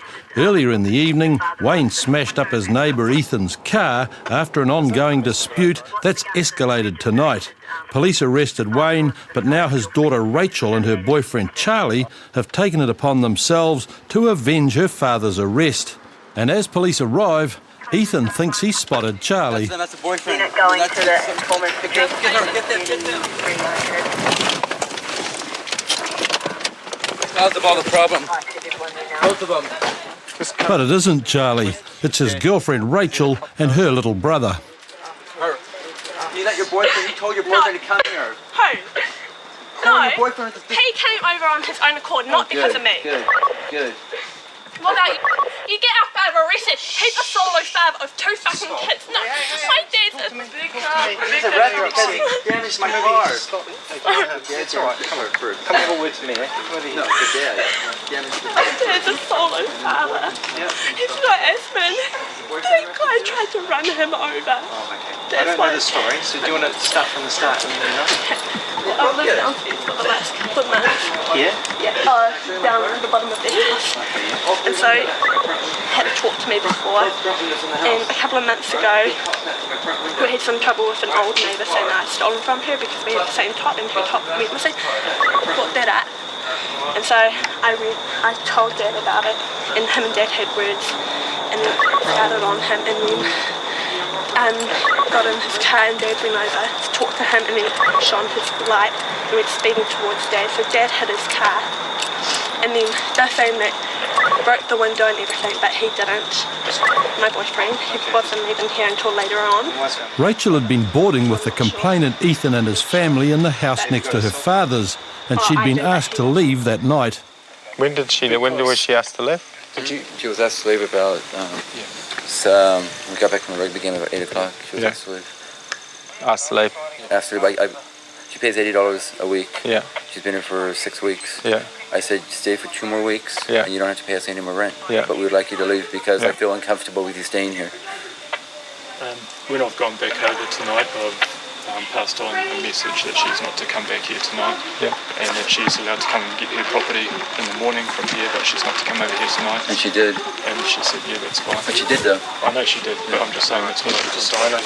Ethan's concern is understandable. He'd only just recovered from Wayne's attack on his car when Charlie's attack started. So you're inside and heard laughing? Or Voices giggling, and let's go, something like, get out of here, let's go, or, you know, they must have saw me, I'm guessing they must have saw me open the blinds, because they kind of rushed off, you know, let's go, come on. But the boyfriend stayed and wanted to talk to me. He said, I just want to talk, mate. But I knew he didn't want to talk because, you know. Did you jump over the fence and go next door? No, I didn't. Well, who did then? I think. You think? I think. According to your next door neighbour, he reckons he saw 3 people over there. And then 3 people? No. I can't jump that fence. And then he was inside crying because Dad got arrested. Yeah. I was up here telling him to stop it. For your boyfriend to stop it? Yeah. Either he jumped the fence or he went through the gate, I'm not sure. But I wasn't over there. Yeah. I don't want to be there. As Rachel's story twists and turns, the police helicopter joins the hunt for Charlie. And officers on the scene are still trying to sort out exactly what happened. So, when the dad smashed up your car, what did he smash? Okay, I'll show you what he did real quick. The dent's here. Yeah. All right. And here. Yeah. Saw this. The wing mirror. Yeah. And he just kind of scuffed up the door. Yeah. you can see all the rocks. The boyfriend's done this. Yeah. This. Yeah. That. Yeah. That, and all the damage to the house. Okay. Did you see him do it, or you heard him do it? I didn't see him do this. I saw him through the front window. He was trying to get into the house at me. Yeah. Saying he just wanted to talk, and then I saw him throw the pop plant. Well, I didn't see him. He was outside. Yeah. And all of a sudden, a pop plant went through our front windscreen. You want to see that? Yeah. The damages left Ethan feeling less than generous towards Rachel. She's not coming to get her stuff tomorrow. It was arranged with the father being arrested, that the daughter was going to come first thing in the morning and take her stuff, right? She's not coming now. I'm not going to let her on my property now. Because of that, I'll hold on to this until I get paid. Can't do that. Well, how does it work? She can still come up. Well, no. She can have her stuff, obviously. She can't come on my property and get it, right? No, I'm trying to explain it. Oh, okay. Because otherwise, if the stuff stays here, then there's going to be ongoing problems regardless, eh? Okay. Well, she's not staying anymore. She's moved Yeah, out. I know that, but her stuff is here. Yeah. Okay, so that's always going to be a bone of contention that her stuff is here and you have it. Rachel did get her belongings the next day, and police caught up with her boyfriend Charlie, who was granted diversion on a charge of willful damage. Rachel's father was ordered to pay $200 in reparation to Ethan, and his charge of willful damage was withdrawn. Sierra Uniform 1042 SU 1042. Auckland Constables Greg Fallon and Julia Robson are chasing a driver who's been causing trouble on the northern motorway, and he's now being followed through the city by a witness who's keeping up a running commentary to the police communications centre. White Toyota Corolla hatch, 86 model. Inside the plane, but what's it got? It was at the intersection of Venture and Halsey, occupant were abusing other drivers, seemed to swerve into other vehicles to try and hit them, and now being followed and has gone through red light. Comms okay, we're 3-2 with it now on Fancher Street, opposite the... With flashing lights filling his mirrors, the driver pulls over. And by the time police get him out of the car, he's got a long and involved story to tell about a road rage incident in Tor Bay. I'm just going to stand on the grass over there. We've had some complaints about your driving. What's the story? Oh no, this dude was trying to start a fight for a bottle of my car, so I followed him and scared him. How do you mean scared him? No, I was just trying to scare him because he threw a bottle at me. So how'd you scare him? Just like I was driving in front of him and I was slowing down because he was throwing bottles and stuff at my car. And he was just trying to start a fight. He was going, pull over. I'll smack your head in there for no reason. But the mysterious attackers are nowhere to be seen, and the guy who reported Dylan's driving can't remember seeing anybody at all. This guy reckons that the guy's from Commodore threw a bottle at him. Did you see that? No. And hanging out the window with a pipe? No, not at all. This guy was in the right-hand turning lane over here. Yeah. And then he started, I know everyone used to the guys. Before you say anything more, have a good think about your story because we've got an independent witness there. Yep. And what he's told us is not marrying up with what you've told us. So you take a minute to think about your story and think about the truth, and that's all we're interested in, all right? Yeah, that's the truth. Okay. You think about it for a minute and think if there's anything else you want to change. No, I've already told the truth. There's nothing I want to change. That's all that happened, mate. I got chased. Got any details from you too? Yeah. That is the truth, man. Where have you been? I've been at my friend's in Tor Bay, Tempo Place, because he's on home detention. He can't go out, so... Then why are you in the town? Because what happened was I was at Food Town, and I started getting chased by these dudes that I know. Why would you come all the way in here from Tor Bay? Because that was the closest ramp, and that's the fastest I can go on. Dylan had been doing quite well up until now, but with 20 kilometres of motorway and 6 off-ramps between Tor Bay and the city, it's obvious to everybody that his story's beginning to fall apart. Why were they chasing you? Because they've chased my friend before. My friend's got beef with them, like trouble and shit. Who are they? I don't know their names. My mate's got trouble with them, but they know that car right Come there. on, you must know their name then. I don't know their name. My friend knows them, Michael and him. Because that is the truth what happened. I was getting chased. What do you expect me to do? Pull over and get the bash? Or try and step 3 big dudes out of poles in it? What do you want me to do? Nobody could say that Dylan wasn't a trier, but it wasn't long before he got the question he'd been hoping to avoid. When was the last time you had a drink? I've had a drink today. I've had 2 beers, and that was probably about 2 hours ago. An hour ago, 2 hours. An hour require you to undergo a breath screening test without delay. Keep going, keep going. Stop.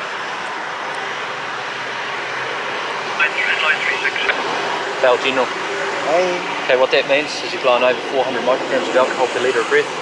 Now require you to accompany me to Auckland Central Police Station or any other such place for the purpose of an evidential breath test, blood test or both. Have you done this before? No. Okay, what I need you to do is get a great big guts full of air. And you need to blow into the machine reasonably hard by sealing your lips around there and keep the tone going for at least 10 seconds.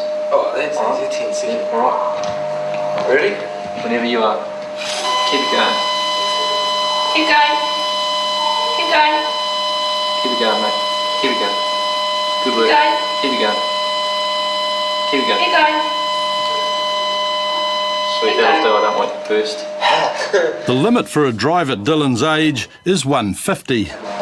Okay, giving us a positive result of 342 micrograms of alcohol per litre of breath. Given the fact you are under the age of 20, the limit for you is 150, so you're over twice the limit. In court, Dylan pleaded guilty to dangerous driving and driving with excess breath alcohol. He received a total of $350 in fines and was disqualified from driving for 9 months. Next week on Police 10-7, after beating their partners to a pulp, she's shaking, she's got blood on her feet, her nose looks like it's broken, she's got lacerations around her face. neighbours in life become partners in crime. What happened to her nose? My fist met it. That's what happened to it. A high-speed pursuit reaches dangerous speeds. Yeah, copy speed 110. And a violent vigilante takes protection to the extreme. Okay. Because I'm protecting my house if I just want to make an arrest. Yeah. Why? Because you've chased them up the road with them. Taylor and Jeff Carter are investigating reports of suspicious behaviour, but when they arrive, they're greeted by an unusual scene. It's not on no driveway. What are the NLO ones? Comms HSI 3, 10-7. They're not on anyone's driveway, they're on a field. Hey fellas, what are you guys up to? Oh, just trying to get... You're stuck in the mud? Yeah, stuck in the mud. Oh, that's quite funny actually. You can see it. You can see it all over you, man. Yeah, that's why it's quite funny to you. What are you guys doing driving down there anyway? We parked in there during the day and we went to sleep and we woke up and the gates were closed. Yeah. So we were like, oh, where's the next way? So we seen this way and we just tried to boot it and we got stuck. Tried to bots it. And you got stuck. And we got stuck. You guys aren't going to get out of this. Yeah, we've been trying, man. You're going to have to get a towie and you're probably going to have to wait till the morning when the gates open. You're well and truly stuck. After 11 hours in the park, you'd think the boys' moods would reflect the state of the car. But remarkably, their spirits are high. And we all stuck up in the mud, but it's so good. We can grow, we can fuck, it's all up on free. We all G's here, B. Yeah. What are you guys going to do tonight? Oh, we're going to try to get our car out. You're not going to have any luck with that. You're not going to get any further along there because it's wetter down there. You're probably going to have to walk home and make arrangements to get it towed by a tow truck in the morning or get some mates because you're not going to get it out tonight. You reckon? I reckon. With new travel plans in place, Ian and Jeff head back out onto the road. Good night, people. And before long, they find themselves dealing with another car. But this time, the vehicle is far from being stranded. Comms HSI in pursuit.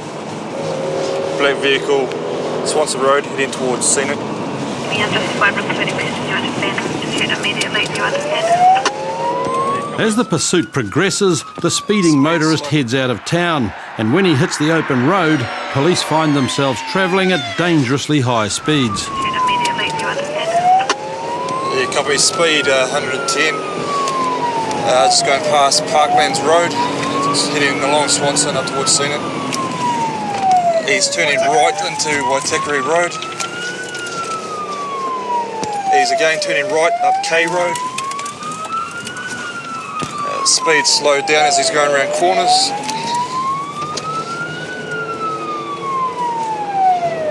He's continuing up K Road, speed about 80. He's keeping to his side of the road, continuing along K Road. Do we have Eagle? Roger. S10E65 on K Road. He's still continuing up K Road. He's stopping. He's doing a runner. Down on the ground! Down on the ground! You're under arrest!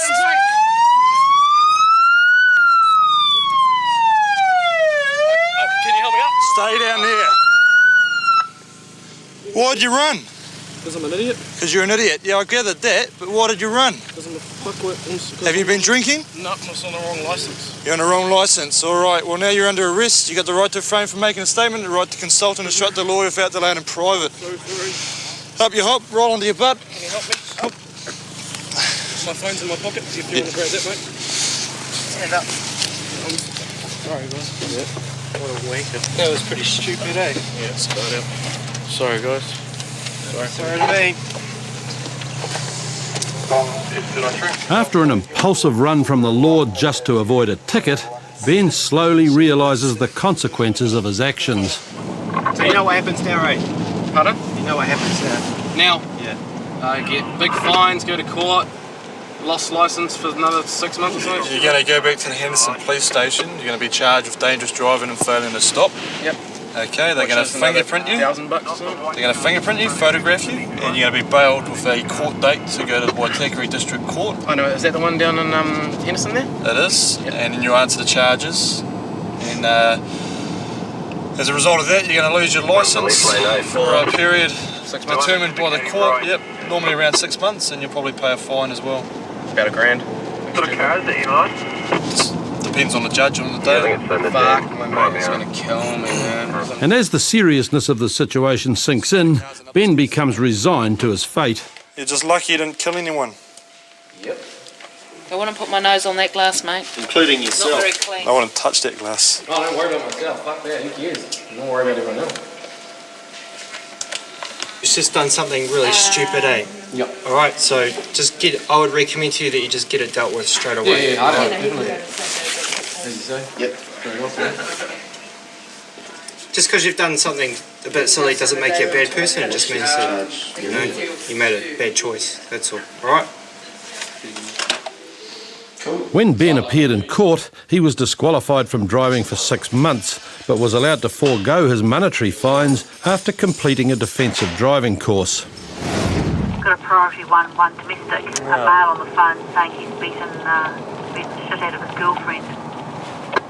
Apparently the male stood up main road, nice guy next door.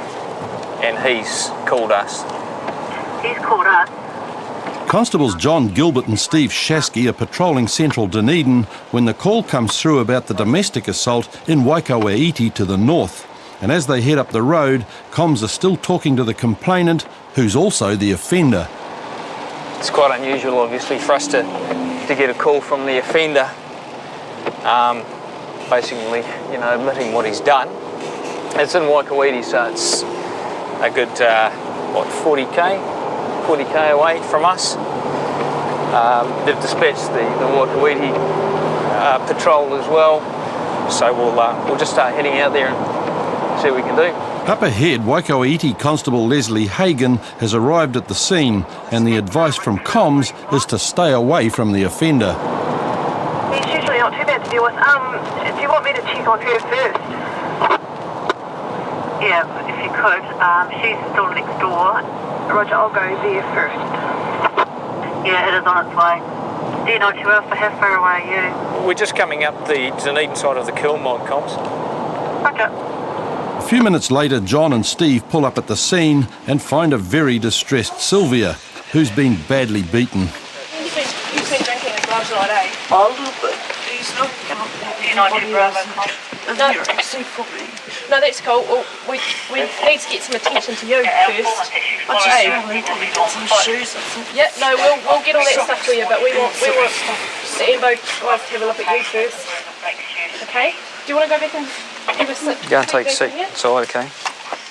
When we arrived, the victim from the assault next door, the domestic, came out. She's shaking. She's got blood on her feet. Her nose looks like it's broken. She's got lacerations around her face, bruising on her forehead.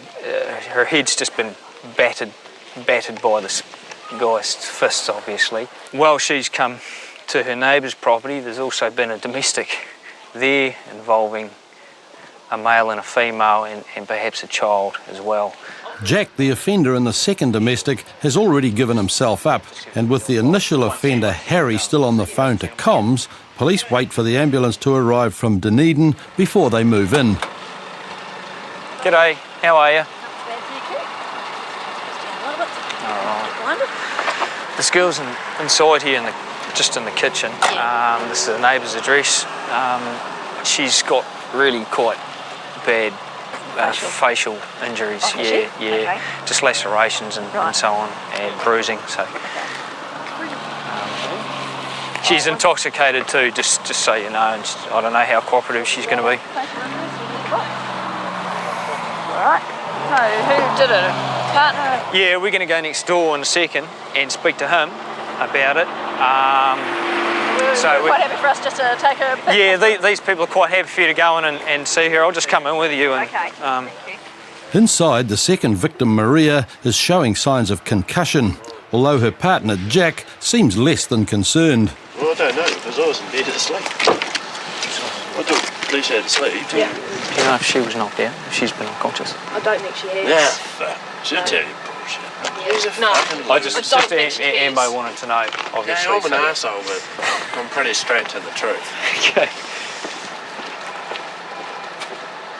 You know what she's like, fucking hours fucking asked me.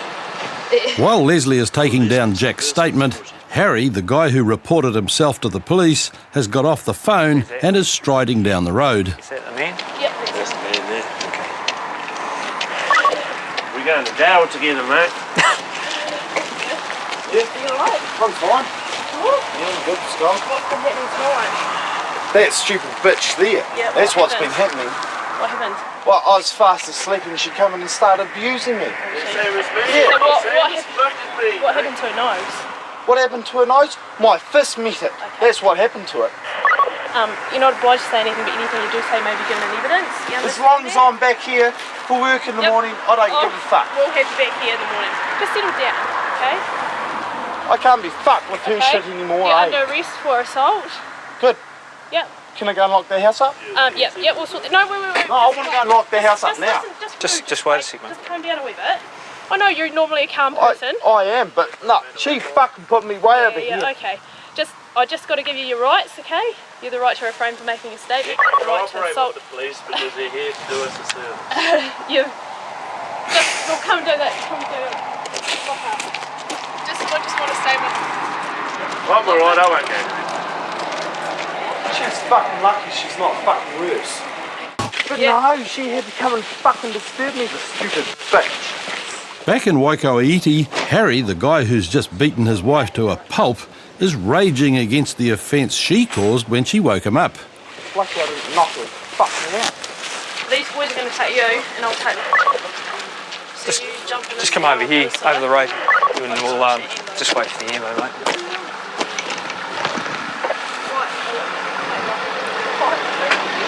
And as his wife Sylvia heads for Dunedin in the ambulance, Harry and his fellow abuser Jack are getting a ride to Dunedin Central to spend at least one night away from the family homes. Okay, you're charged with male assault to female. We're going to give you a place to be for a little while, and then we'll fingerprint and photograph and give you a date to go to court. Jack, the guy who beat up his partner Maria, is the first to be interviewed by Leslie Hagan. When did you hit her? When? Yeah. Was that after? When I woke up. When you woke up? Well, not straight away when I woke up, but... How many times? Four times to the top of the back of the head. Back of the head? Top and back. Top and back. I'm not an arsehole. What happened after that? Just screaming and yelling and told me that the cops were on the way and they're going to get arrested, and I said, well, fine, that's probably what needs to happen. By the time it was Harry's turn, he'd stopped ranting and raving about the sins of Sylvia. Were you punching her? Yep. Did you punch her in the face? Yep. How many times? Twice. Did her nose bleed? Yep. It was the second time that I punched her. Did you kick her? Once. Was she on the ground at that stage, or? Yeah. What did she do after you punched her? She left. She left. What did you do? Went back to bed. Then I thought, nah, fuck you, you bitch. So I went to the cops. Okay. Both guys got to spend the night in the cells, although as the alcohol wore off, Jack's affable approach to life seemed to go with it. Well, I'm getting sleep now. Bye. One of the friendly ones goes down. A few days later, Maria and Sylvia were still nursing their wounds and beginning to blame themselves for being beaten up by their partners. All I remember is coming to when I was on the ground, blood pissing out everywhere, and my partner had smashed me over. And then I remember coming to and crawling along the floor and telling my son to ring his granddad. They hit like once on my back by my shoulder, because I'd spun around and jumped on the bed and I covered my head and everything like that, and he was just punching me in the back and in the back of the head. The injuries I got broken nose and bruises on my head, bumps and bruises over my head, and slight crack in my top of my spine. I'm not too sure how that happened. Grazes all over my legs. I know the nose was, he punched me in the nose because it's the last thing I remember. It doesn't happen all the time, just it has happened twice, and it's been sort of probably a space of just about 8 months to a year apart from each other. He hasn't really marked me like that, he's just sort of punched me or cracked my rib once. Well, we've been together for a while, I'm not going to just, throw it away sort of thing. But it depends. I don't know if he's going to go to jail or what. I sort of think that it was my fault because, from what I heard from him was he woke up and I was smashing him. I can't remember that, but I sort of think that I provoked him a bit. So, but I can't be too sure on that. Don't drink. I really not too clear about that, just because of my son and stuff. Because I sort of class last night as not really being that serious because, I don't have any black eyes or anything like that. I've got a sore hand and a sore back in my head, but, there's other women out there that get just about beaten to death. That I wouldn't hang around for. Not too sure. We sat down and had a real good talk when he got home. And he knows that he's not to lay a hand on me again because that will be it. I will leave, especially in front of my son. But not too sure where we're going to go from here. In court, Harry pleaded guilty to the charge of assault with intent to injure and was sentenced to 6 months in prison. Jack was fined $350 for assault. His partner Maria was also convicted of assaulting him with a weapon. She was sentenced to 9 months supervision and ordered to undergo alcohol and drug assessment. Right, we're just on our way to a disorder in Elizabeth Street. Details are pretty sketchy at the moment. Just 9 Northcom. There's a commotion going on outside an address, so we'll see what's going on once we get there. Taupo police had been called after a woman was chased by a man with an axe, and as constables Ross Humphrey and Grant Russell arrive, the man John is already talking to other officers. Yeah, it's basically someone's come knocking on someone's door here looking for drugs. I'm speaking to a guy at the moment. According to John, Brittany arrived at his house looking for drugs, and he felt it was up to him to protect his property. But when Ross talks to Brittany, she begins telling a different story. It's right, don't worry. Don't worry about it. He can't touch you. He can't touch you. There's about 5 cops here at the moment. You right? He won't get anywhere near you. I just went there to see my niece and he just abused me. The door was open and I knocked on the door and he was just like, what the fucking time? What's this fucking time? She's calling me a slut and everything. Don't worry about it. I'm only a little girl. Okay. Yeah, he's saying that we went down there for drugs. So who was with you? Just me and my partner. So do your mates live at his address, do they? Pardon? Your mates that you went to see My niece does. lives with him? Yes, at that Oh, so you went down to see her? Yeah. Oh, yeah. Was he running after you or just walked up the street abusing you? Just walking. Okay. Where's your partner now? He's gone. Gone where? Okay. Between Brittany's tearful recollections and John's drunken ramblings, Ross and Grant gather enough information to figure out what happened. And even if John's claims of defending his home are true, by chasing Brittany with an axe, he's gone one step too far. What's your name? Well, mister.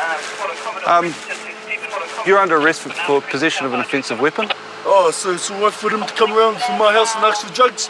How come you're not arresting them? Because we're still going to make inquiries about that. Oh, you making... Just because I'm... Okay. Just because I'm protecting my house, you fellas want to make an arrest? Yep. Why? Because you've chased him up the road with an axe. Chased them up the road while their man is still down in my house. He's not still down in your house. Hey? You don't know where he is. You were still down in my... It's not open so for I'm telling discussion. him to go away. Turn around and so put you your don't hands... arrest me? Turn around and put your hands behind your back. What for? Because you're under arrest. What for? Turn around and put your hands behind your back. Just ask me what for. You just tell it. I just told you. For chasing her up the road. What? Oh, mister, like I said. Put your hands behind your back. Like I said, mister. Put your hands behind your back. Fucking down there, a couple of weeks there, fucking smashing some young fellow. We've got an offender in the car which we're taking back to the Taupo police station now.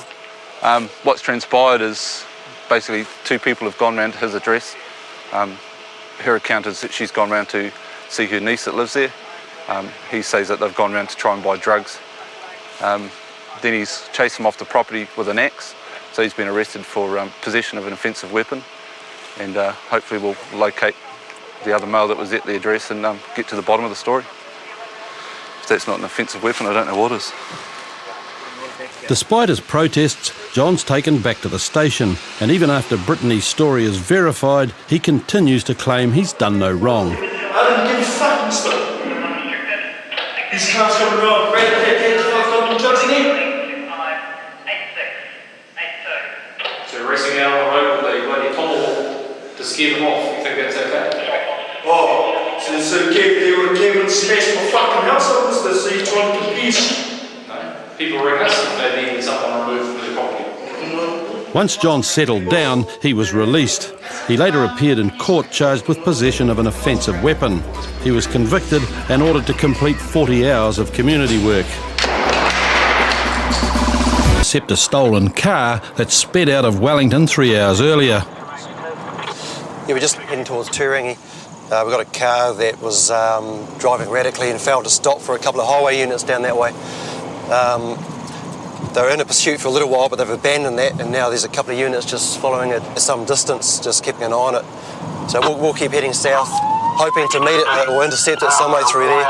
As Scott and Casey race to the scene, police lose contact with the vehicle further down State Highway 1. Still haven't got the vehicle in view, and we've overtaken a couple of other vehicles. Given the car is possibly almost a Turangi, can I suggest we sit at the Tiaringa ET bridge? That way there's only one lane to bike. Yeah, good call.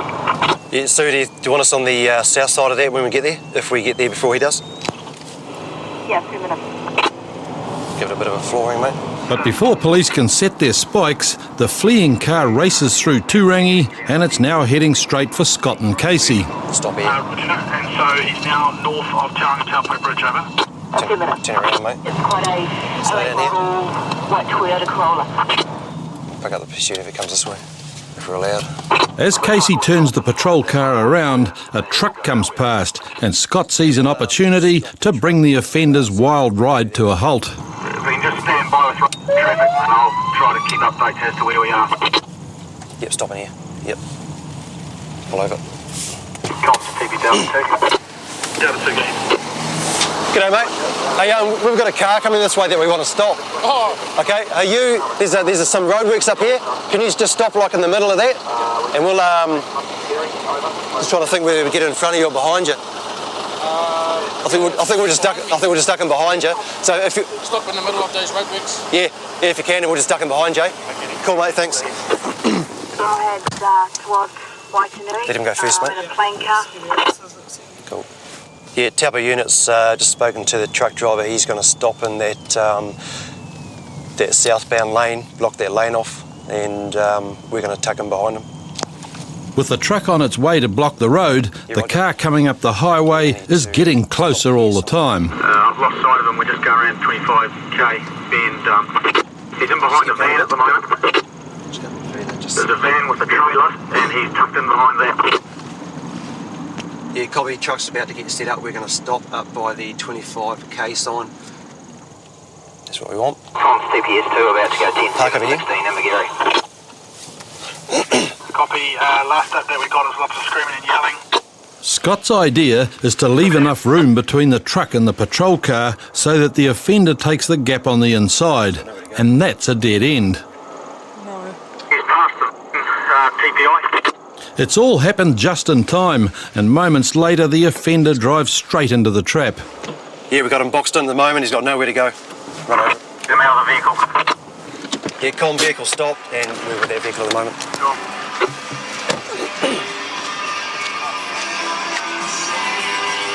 Turn that car off, mate. Turn that car off now. Get out of the car now.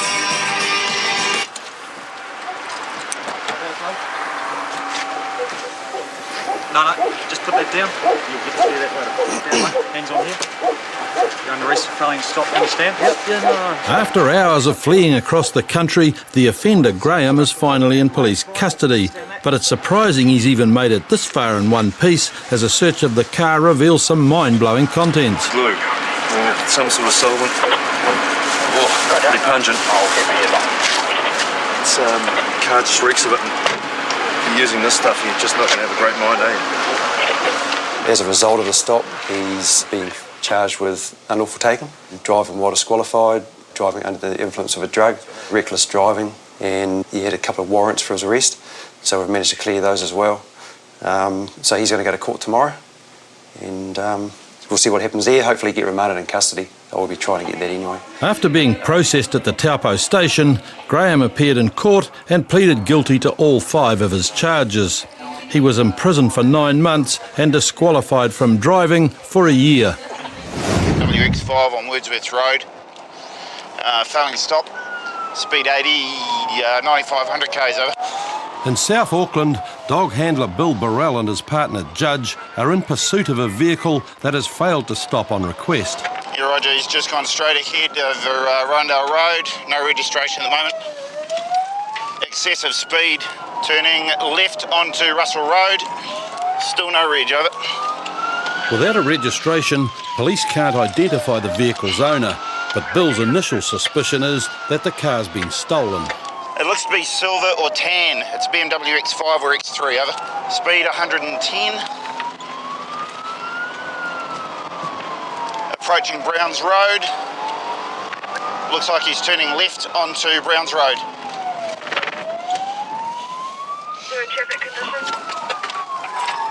Sorry, road is dry, no traffic. Speed 110k, staying within his lane.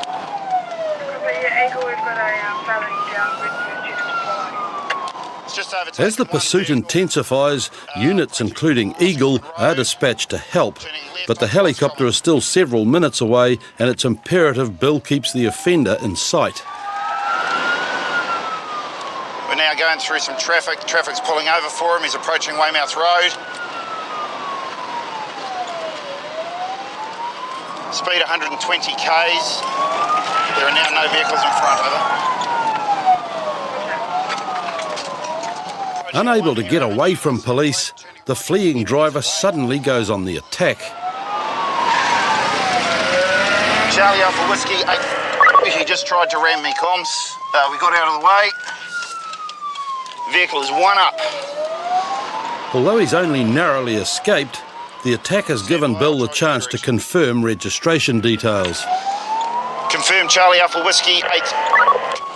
He's now going onto the wrong side of the road, however there are no vehicles on the road, over. And when comms return with the vehicle check, Bill's suspicions are confirmed. Roger, did you get hold of Eagle?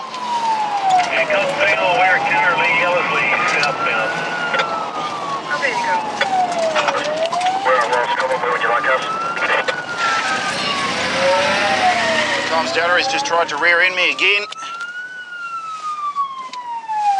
Go location. Stand by, we're now the ones being pursued. He's just tried to ram me again. He's gone on to Finlayson Ave. Over. As the game of cat and mouse continues, other units surround the area and Eagle helicopter fixes a sighting on the stolen vehicle. Past Mapleston Drive.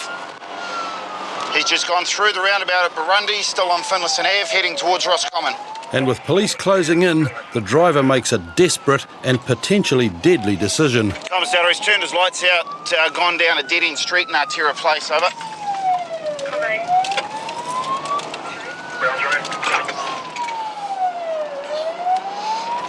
Where is he? We're getting it down Long Creek. Okay, we're going to take some evasive action here, mate. Comms Dowder, he's rammed us. He has rammed us. Over. Copy. Where are you, Bill? Stand by, he's rammed us.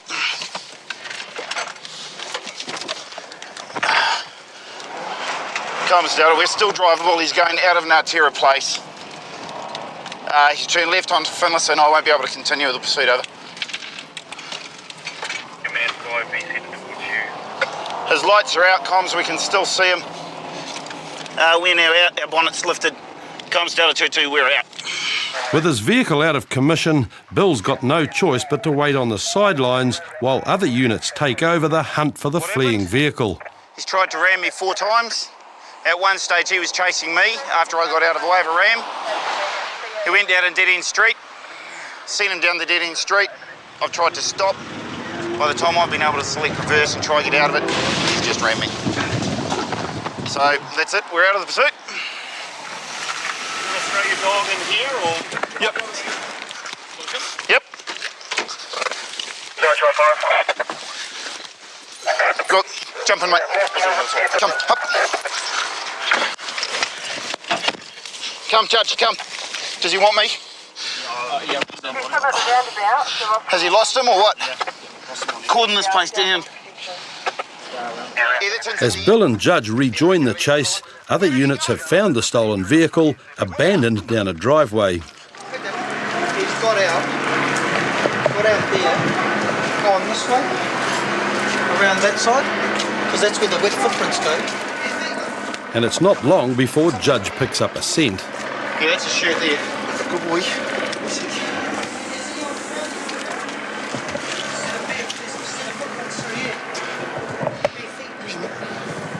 Good boy.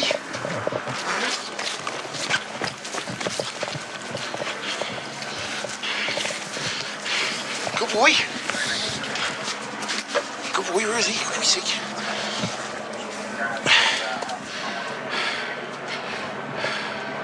Check these 2 vehicles. He's coming here.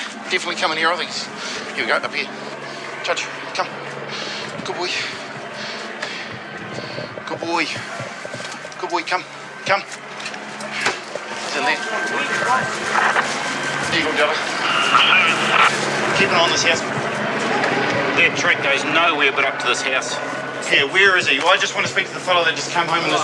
Nah, the guy just fucking, all we heard was the gate smashing up here. He drove here and he jumped over the No, he didn't. He's coming here.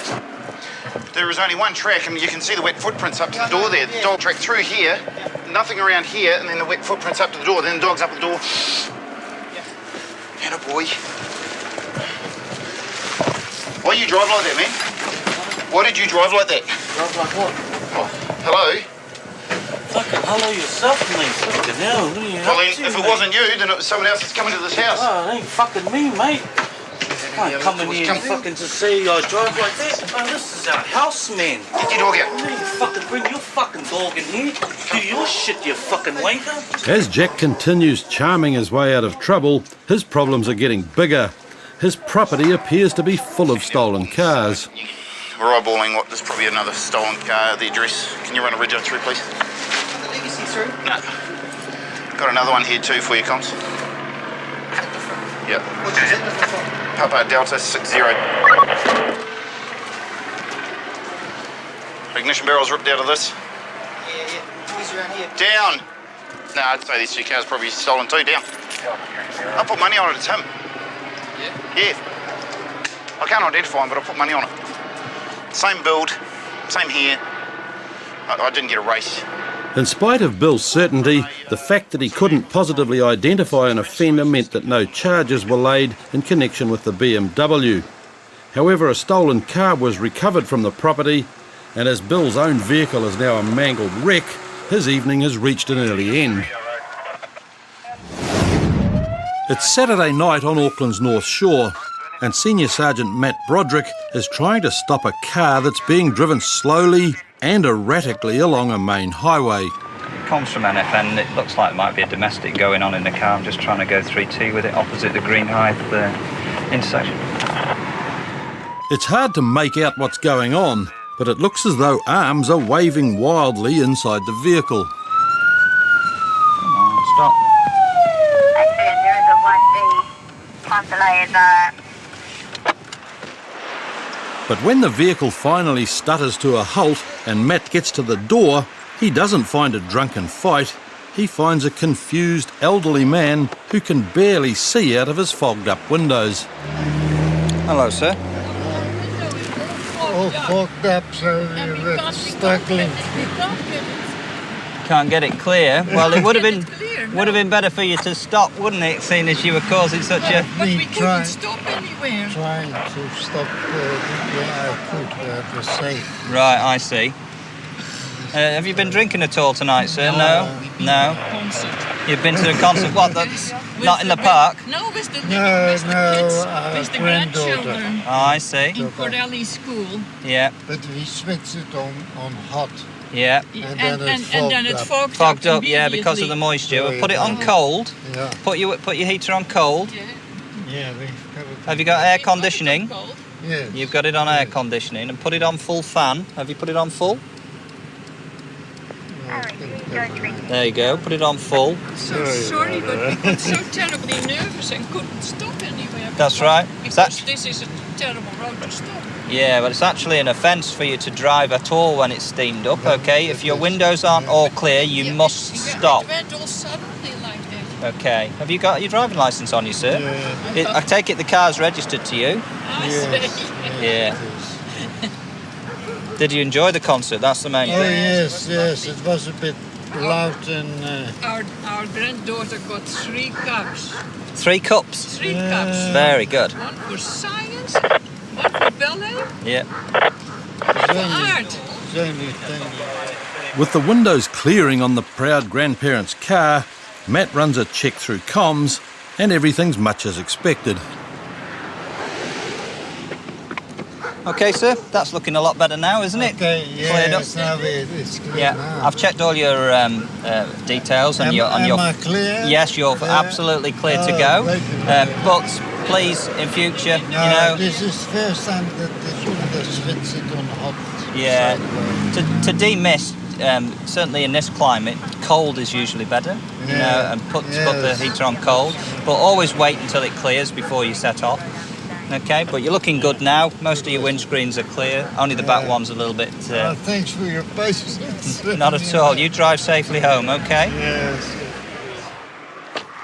As the couple continue on their way, across town, Constables Mark Wakefield and Steve Chadd have encountered another man whose vision has also been impaired, but this time for a very different reason. Hey, wake up. Whoa-wee. You right there, fella? Hey, sit up.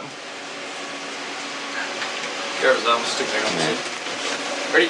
1, 2, 3. Go. Hey, police. Hello. Where's home? Hello. What's your name, man? Anything in there? No. Far too much to drink tonight, eh? Where's home? Where is home? Come on, don't do that, man. Come on. Where What's your name? is home? Where do you live? What's your name? It's obvious Abel has enjoyed a very big night out, but even through the alcoholic haze, he manages a strong defence.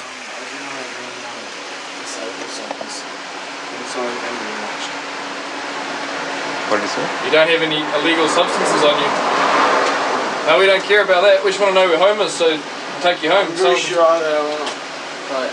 Where's home though? We'll give you two options. Tell us where your home is, we'll take you home. Don't tell us where home is, you come back to the station for detox.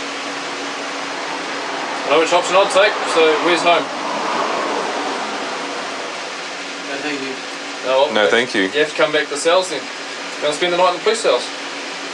No, thank you. No, thank you. Wow. Good. So you're going to tell us what your name was then? Yeah.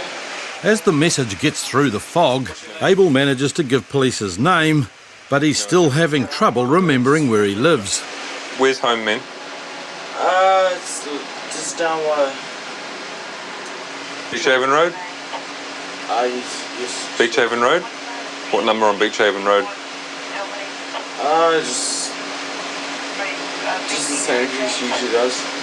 Which is what? Do you know it by sight? Yeah. Come jump in the car, we'll take you home, okay? You're too pissed to stay here. Come this way. You gonna spew or anything? No. Finally making progress, Mark and Steve prepare to head out, but there's still another hurdle to overcome. And what number on Beachhaven Road? September. And, September.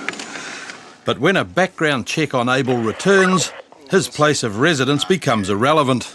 Job of 18 years, is he to a address? Do you have bail conditions? Yes. We were just trying to ascertain that. He's extremely 1K, found him on Rangatira Road. On actives, including bail conditions. He's not allowed to consume alcohol or drugs as part of his bail conditions, over? Do you know what your bail conditions are? Yes. Alright, well you're under arrest then for breach of bail, okay? BKO2, RTV with one. Do you understand that? Yeah. Okay, because you're under arrest, you've got the right to refrain from making a statement. You've also got the right to consult and instruct a lawyer in private without delay. Having breached his bail, Abel had no choice but to return to the police station, where he spent the evening detoxing in the cells. After sobering up, he appeared in court where he was released without further charge on his existing bail conditions. Next week on Police 10-7, a simple breath test gets lost in translation. Blow, one continuous blow. Blow, blow, blow. Blow. Don't say it, I want you to blow. No. And a South Auckland brawl leaves a man without his memory. Oh, a bit better than you at the moment, eh? Really?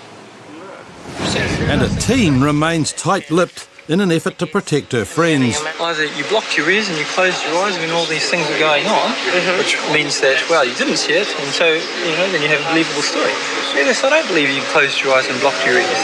I think you do know what's been happening. And a drunken denial lands himself in dire straits. You been drinking tonight? Yes. Yes, how much have you had to drink? I've had 8 beers. 8 beers. Do you think you should have been driving?